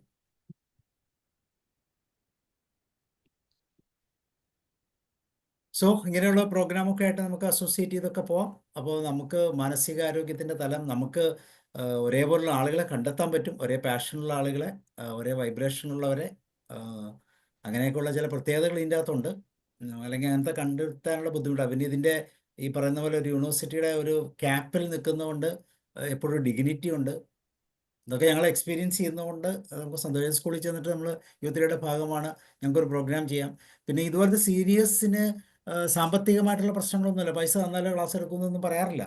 ക്ലാസ്സിന് അവസരം ഉണ്ടെങ്കിൽ നമ്മൾ എടുക്കും. അങ്ങനെയൊക്കെയുള്ള ചില പ്രത്യേകതകളും ഉണ്ട്. ഓക്കെ, അപ്പോൾ നമുക്ക് വൈൻഡപ്പ് ചെയ്യാം അല്ലേ? So thank you very much. നാളെയാണ് യു3യുടെ 3ാമത്തെ വയസ്സ് സ്റ്റാർട്ട് ചെയ്യുന്നത്. അപ്പോൾ ഈ വർഷം ഞങ്ങൾ വളരെ ക്രിയാത്മകമായ ഒരു പ്രോഗ്രാം. ഓമനമാം പറയൂ. ഓമനമാം കേൾക്കാമോ? കേൾക്കാം. പറയും. ഞാനെല്ലാം ഇങ്ങനെ കേട്ടോണ്ടിരിക്കുവായിരുന്നു. ഞാൻ വയനാട്ടിലാണ്, അപ്പൊ ദൂരെ ഇരുന്ന് ഇങ്ങനെ കേൾക്കുവാണ്. നല്ല പരിപാടിയാണ്. ഞാൻ ഒരുപാട് റിട്ടയർ ചെയ്ത ആളുകളെ ഇങ്ങനെ, സാറ് നേരത്തെ പറഞ്ഞ പോലെ അൽഷിമേഴ്സിന്റെ ഒക്കെ സ്റ്റാർട്ടിങ്ങിലും അകാല മരണത്തിലും ഒക്കെ കണ്ടു. പുറത്തേക്കൊരു എക്സ്പോഷർ ഇല്ലാതെ ഇപ്പൊ എല്ലാവരും കാറും കൂടെ മേടിച്ച കാരണം വഴിയിലും ഒരാളെ കാണിയില്ല. അങ്ങനെയൊക്കെ ഞാൻ ഇരുന്ന് ചിന്തിച്ചു, അതുകൊണ്ടൊക്കെ ആയിരിക്കും. അപ്പം വയനാട്ടില് ഇതിന്റെ ഒരു പരിപാടി തുടങ്ങിയിട്ടൊന്നുമില്ല. തീർച്ചയായിട്ടും മാം സ്റ്റാർട്ട് ചെയ്തോളൂ, നമുക്ക് വരാം. അതെ, അത് പിന്നെ ഇത് പറഞ്ഞ് മനസ്സിലായി. ഇപ്പൊ ഇതിൻ്റെ അകത്തിരുന്ന് കേട്ടവർക്കെല്ലാം ഇഷ്ടപ്പെട്ടു. അത് പറഞ്ഞ് മനസ്സിലാക്കി കൊടുക്കണമെങ്കിൽ പണിയാ ആൾക്കാർ. ഒരു ഗ്രൂപ്പ് ഫോം ചെയ്തോളൂ, നമുക്കൊരു ഓൺലൈൻ മീറ്റിംഗ് നടത്താം. അതല്ലെങ്കിൽ നമുക്ക് ഞങ്ങളവിടെ വരാം. ഞങ്ങൾക്കൊരു ടൂറൊക്കെ അടിക്കാൻ ഒരു അവസരം കിട്ടും. ഞാനും കൂടെ വരാം കേട്ടോ. അതെ, അതെ, ഇപ്പൊ ഒപ്പം തന്നെ ആളായി. അവിടുന്ന് ഇങ്ങോട്ട് വരാൻ ആളായി, ഇവിടുന്ന് ആളെ കണ്ടുപിടിക്കലാ പണി. ആൾക്കാരോട് ഞങ്ങൾ ഒരു വർഷം എടുത്തു ഇങ്ങനത്തെ ഒന്ന് കോൺസ്റ്റിറ്റ്യൂട്ട് ചെയ്തെടുക്കാൻ. പറഞ്ഞു കഴിഞ്ഞാൽ അതിന്റെ ഇടയിൽ സാറേ, ഞാൻ എന്റെ മനസ്സിലൊരു ചെറിയൊരു ആഗ്രഹം, ഈ വല്ലാതെ രൂഢമൂലമായി കിടക്കുന്നത്, നിങ്ങളുടെ നാട്ടിലെ ആത്മഹത്യ നടന്നല്ലോ, മറ്റേ ട്രെയിനിന്റെ മുമ്പില്. അപ്പൊ അതിന് അങ്ങനെയുള്ള സന്ദർഭങ്ങൾ ഒഴിവാക്കാൻ ഒരു സംഘടന ഉണ്ടാക്കിയാലോ എന്നിങ്ങനെ. സാറേ, ഇതിന്റെ പ്രശ്നം എന്താ വെച്ചാൽ ഇങ്ങനെയുള്ള കാര്യങ്ങൾ നമ്മൾ അറിഞ്ഞു കഴിയുമ്പോൾ നമ്മൾ ഇത് ചെയ്യും. പക്ഷെ ഇത് അറിയാനുള്ള സാധ്യതകൾ ഇല്ല. മുമ്പിൽ എത്തിയിരുന്നെങ്കിൽ നമുക്ക് ഹെൽപ്പ് ചെയ്യാമായിരുന്നു, പക്ഷെ എത്തുന്നില്ലല്ലോ. അത് എത്താനുള്ള എന്തെങ്കിലും സംവിധാനം ഉണ്ടാക്കണമെങ്കിൽ നമുക്കൊരു സംഘടന വേണം. എന്നിട്ട് നമ്മൾ ഒരു സംഘടന ഉണ്ടാക്കി എല്ലാ ജില്ലയിലും പ്രവർത്തിക്കണം. സ്റ്റാർട്ടിങ്ങിൽ ഇച്ചിരി ബുദ്ധിമുട്ട്. ഞാൻ സംസാരിച്ചോട്ടെ. വാസ്തവത്തില് കോട്ടയത്ത് ഇവിടെ ഗാന്ധിനഗറില് സാന്ത്വനം എന്ന് പറയുന്ന ഒരു സ്ഥാപനം ശ്രീമതി ആനി ബാബു എന്ന് പറയുന്ന ഒരു മാഡം നടത്തുന്നുണ്ട്. അവിടെ 24 hours അതിൻ്റെ ഡോർ ഓപ്പൺ ആണ്. അതായത് ഇങ്ങനെ ഏതെങ്കിലും തരത്തിലുള്ള പ്രശ്നങ്ങളിൽപ്പെട്ട് ബുദ്ധിമുട്ടുന്ന സ്ത്രീകൾക്ക് ഏത് സമയത്തും അവിടെ ചെല്ലാം. അത് നല്ല പോലീസിന്റെ സപ്പോർട്ടുണ്ട്, എല്ലാം ഉണ്ട്. അൺഫോർച്ചുനേറ്റ്ലി ഈ ഷൈനി എന്ന് പറയുന്ന സഹോദരി ഇതിനെപ്പറ്റി അറിഞ്ഞില്ല എന്നുള്ളതാണ്.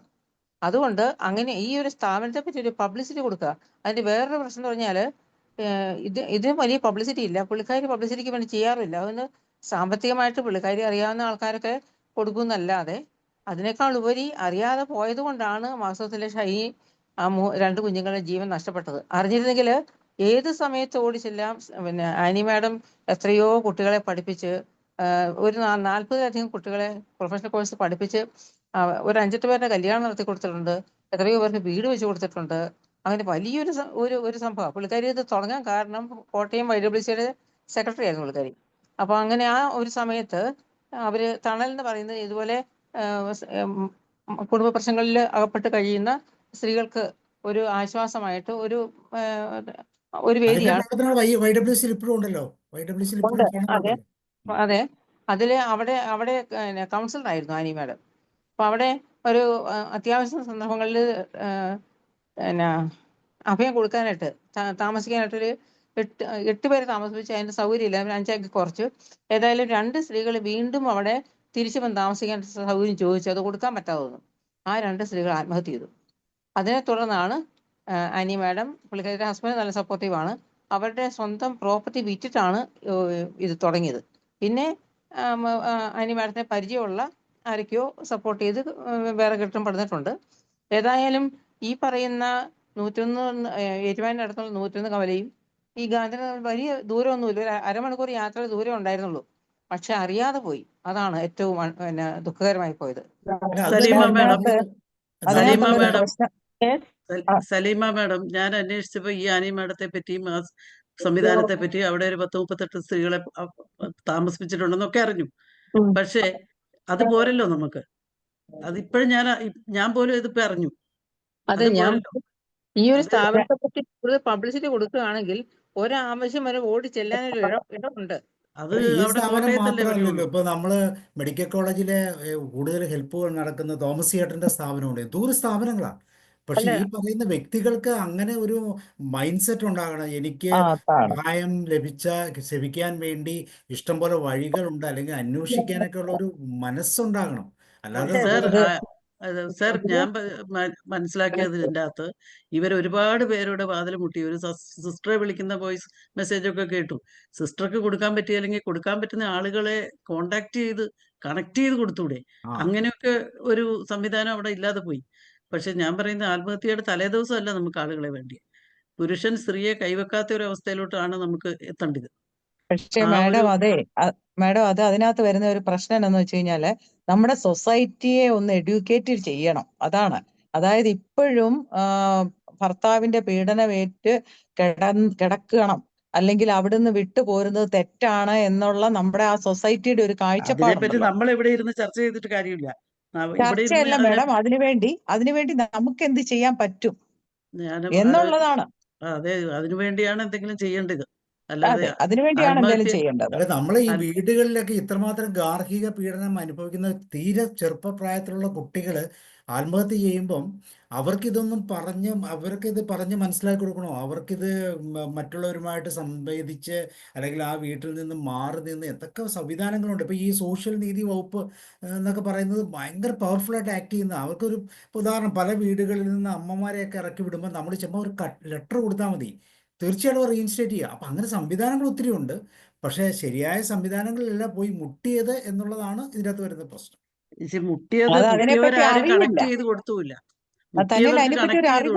അല്ല, അത് മാം, ഇത് സംഭവിച്ചു കഴിയുമ്പോഴാണ് ഇതിന്റെ സിവിയറിറ്റി മനസ്സിലാകുന്നത്. അതുവരെ വെറും സാധാരണമായ കാര്യമാണ്. ഇങ്ങനെ ഒരു ആക്സിഡന്റ് സംഭവിച്ചു കഴിയുമ്പോൾ പിന്നെ പത്രങ്ങളൊക്കെ എഴുതുന്ന കണ്ടിട്ടില്ലേ? എത്ര വാചാലമായിട്ടാണ് എത്രയോ വർഷത്തെ കണക്കുകൾ എഴുതുന്നത്. പക്ഷെ അതൊക്കെ ഇതെല്ലാം സംഭവിച്ചു കഴിഞ്ഞിട്ടാണ്. അതിന് മുമ്പ് നമ്മളിപ്പോ ഇത് ചർച്ച ചെയ്യും, കുറച്ച് കഴിയുമ്പോൾ നമ്മളത് അവിടെ നിർത്തും. പുതിയൊരു കാര്യം പത്രങ്ങൾക്ക് വേണമെങ്കിൽ അല്ലെങ്കിൽ മാധ്യമ സ്ഥാപനങ്ങൾക്ക് ഇങ്ങനെയുള്ള പ്രശ്നങ്ങളുള്ളവർക്ക് സംവിധാനങ്ങൾ ഒരുക്കിയിട്ടുണ്ട് എന്ന് പറയുന്ന രീതിയിലുള്ള ഇതൊക്കെ പ്രൊപ്പഗൻഡ കൊടുക്കാം. പക്ഷെ അവർ ഇങ്ങനത്തെ പ്രോസസ്സ് ചെയ്ത് കഴിയുമ്പോഴാണ് പിന്നെ ഭയങ്കര കാര്യമായിട്ട് പറയുന്നത്. ഇപ്പോൾ നമുക്കറിയാമല്ലോ, ക്യാൻസർ ബാധിച്ച ആളുകൾക്ക് പോകുന്ന ക്യാൻസർ ഇൻസ്റ്റിറ്റ്യൂട്ടാണ്. ക്യാൻസർ ഇൻസ്റ്റിറ്റ്യൂട്ടിൻ്റെ തൊട്ടടുത്ത് ഫ്രീ ആയിട്ട് താമസിക്കാൻ പറ്റുന്ന ഒത്തിരി സംവിധാനങ്ങളുണ്ട്. ഒത്തിരി പേർ അങ്ങനത്തെ പ്രോസസ്സുകൾ ചെയ്യുന്നുണ്ട്. പക്ഷെ ഇതാർക്കെങ്കിലും അറിയാവോ? പലർക്കും അറിയത്തില്ല. പലപ്പോഴും നമ്മൾ വാട്സപ്പിൽ കൂടെയൊക്കെ കണ്ടിട്ടുണ്ട്.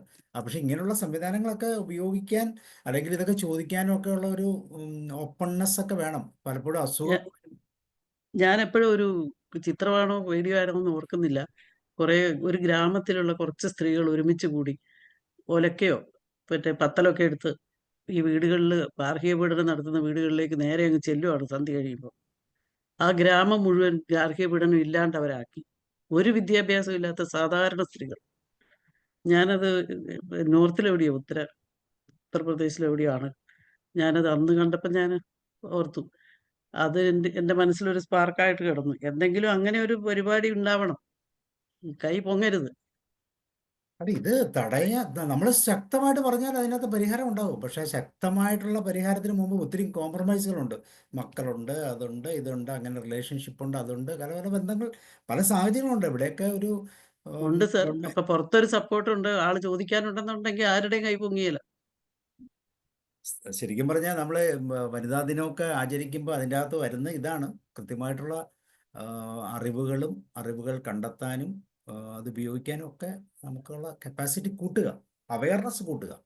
എന്തൊക്കെ സംവിധാനങ്ങളാണ് ഇതിൻ്റെ അകത്ത് ഉള്ളത് എന്നറിയാം. ഇപ്പോൾ എത്രയോ മാതാപിതാക്കൾ വീട്ടിൽ വളരെ കഷ്ടപ്പെട്ട് ജീവിക്കുന്നുണ്ട്, മക്കളുടെ പീഡനമൊക്കെ സഹിച്ച്.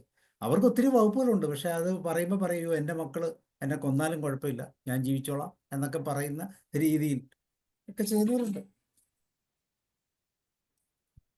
ഓക്കെ, അപ്പോൾ എന്തായാലും നമുക്ക് ഓമന ടീച്ചർ പറഞ്ഞ പോലെ നമുക്ക് അതിനെക്കുറിച്ചും ചിന്തിക്കാം. മാം ഒന്ന് ഫ്രെയിം ചെയ്യൂ. We will do. നമുക്ക് എല്ലാ സ്ഥലങ്ങളിലും ആളുകളുണ്ടല്ലോ. ഒരു പ്രോജക്റ്റ് റിപ്പോർട്ട് തയ്യാറാക്കും. നമുക്ക് എന്നിട്ടൊന്ന് ഇതുപോലത്തെ ഒരു ചർച്ച നടത്താം. നമ്മുടെ യൂത്രിയുടെ ഭാഗമായിട്ട് നമുക്ക് വിൽ ഡെവലപ്പ്. യൂത്രിയെ യൂണിവേഴ്സിറ്റി ആയിട്ടൊന്നും അഫിലിയേറ്റ് ചെയ്യേണ്ട ആവശ്യമൊന്നുമില്ല. We can do that. ഒരു സോഷ്യൽ കോസ് അല്ലേ, ഒരു ബെസ്റ്റ് സോഷ്യൽ കോസ് അല്ലേ. നമ്മൾ ഒരു സംഘടന പോലെ രജിസ്റ്റർ ചെയ്യാൻ പറ്റുമോ നോക്കട്ടെ. തീർച്ചയായും. Very good. ഇങ്ങനെയുള്ള ആശയങ്ങളാണെങ്കിൽ ഇതിലൂടെയൊക്കെ ഡെവലപ്പ് ചെയ്ത് വരുന്നത്.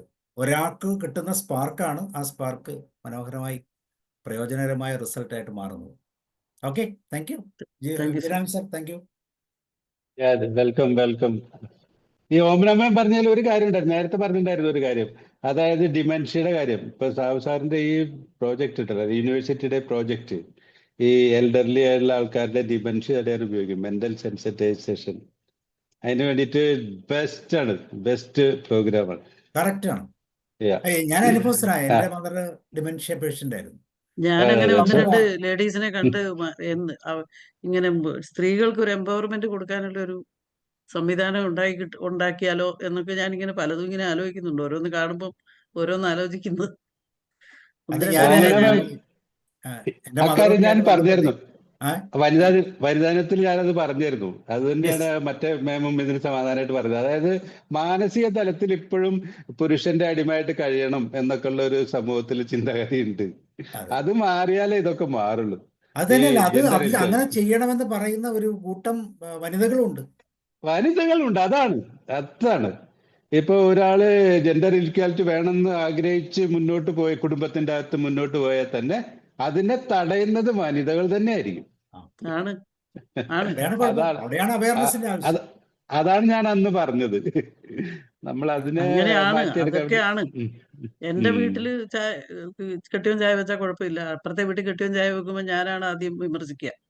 അല്ല മാം, അതല്ല.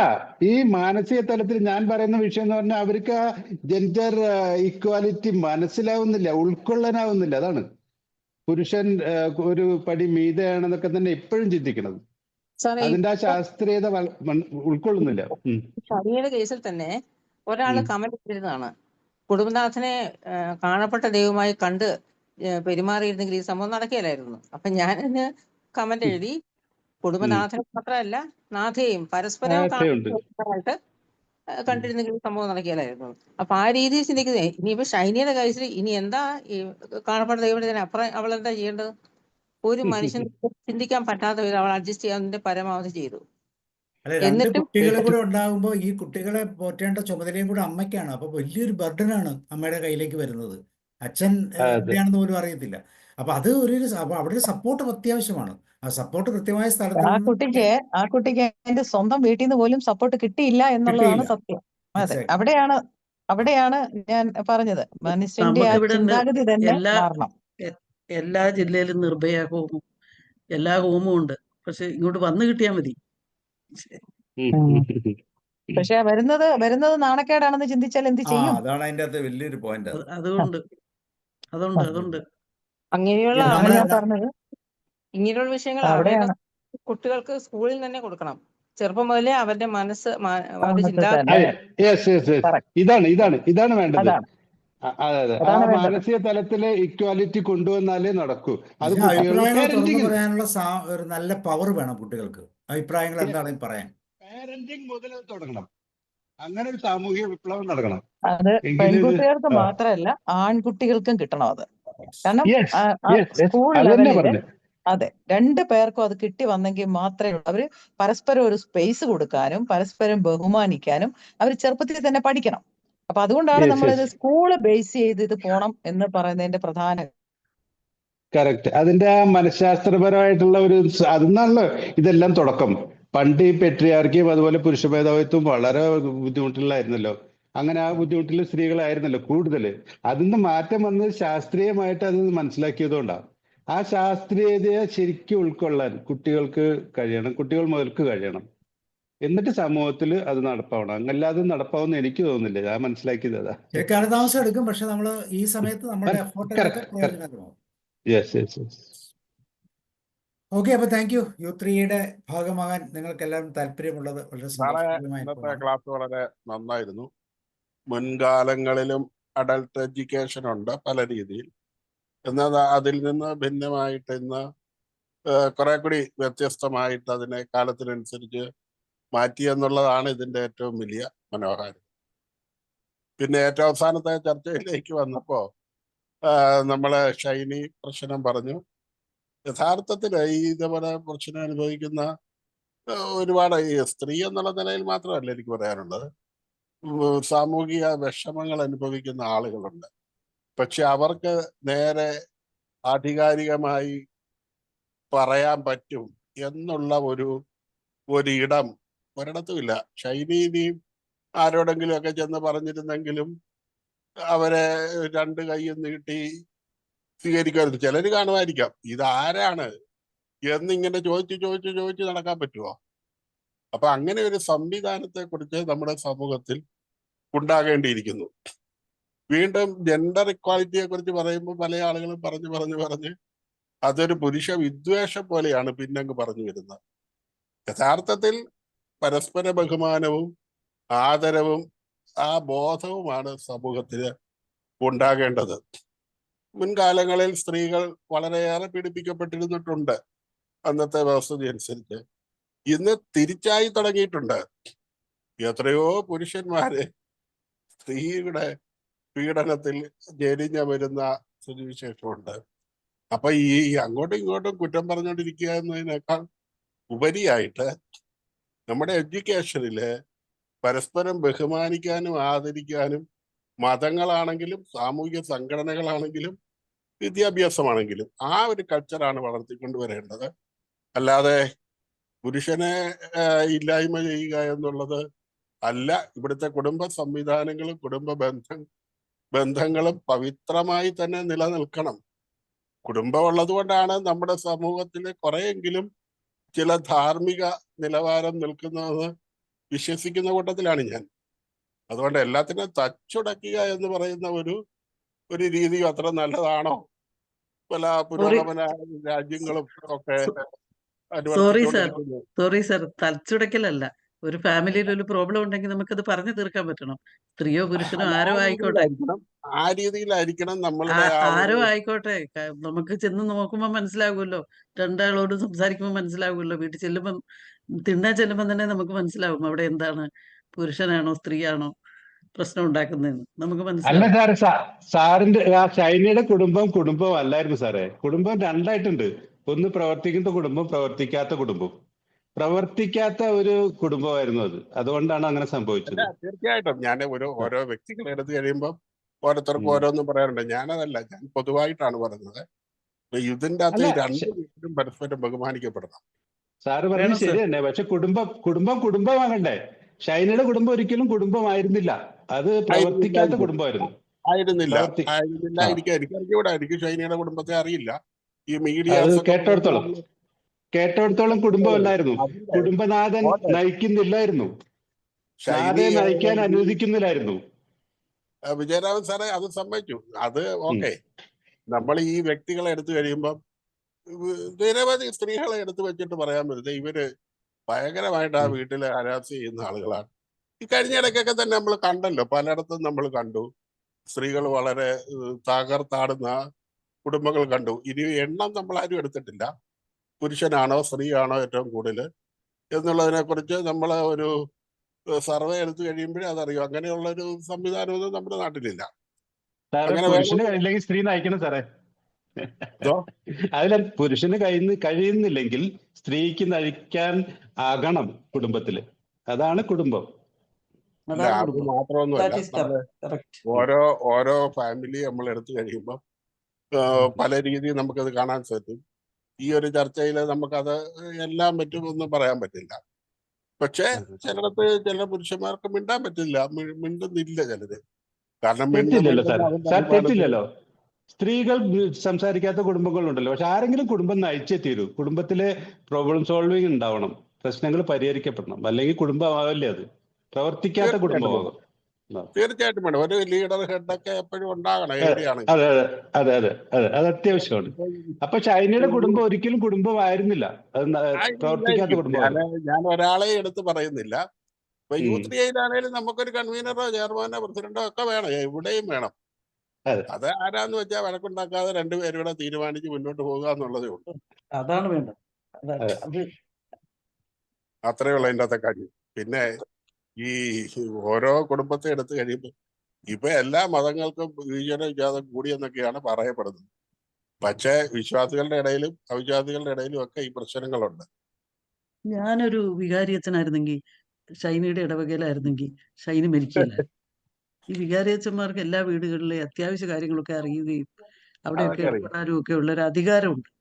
അവർക്ക് പക്ഷേ നല്ല ഞാൻ വികാരച്ചന്മാര് മനുഷ്യരാണെന്ന് പറയേണ്ടി വരും. അപ്പൊ അതാണ് ഈ കുഴപ്പം.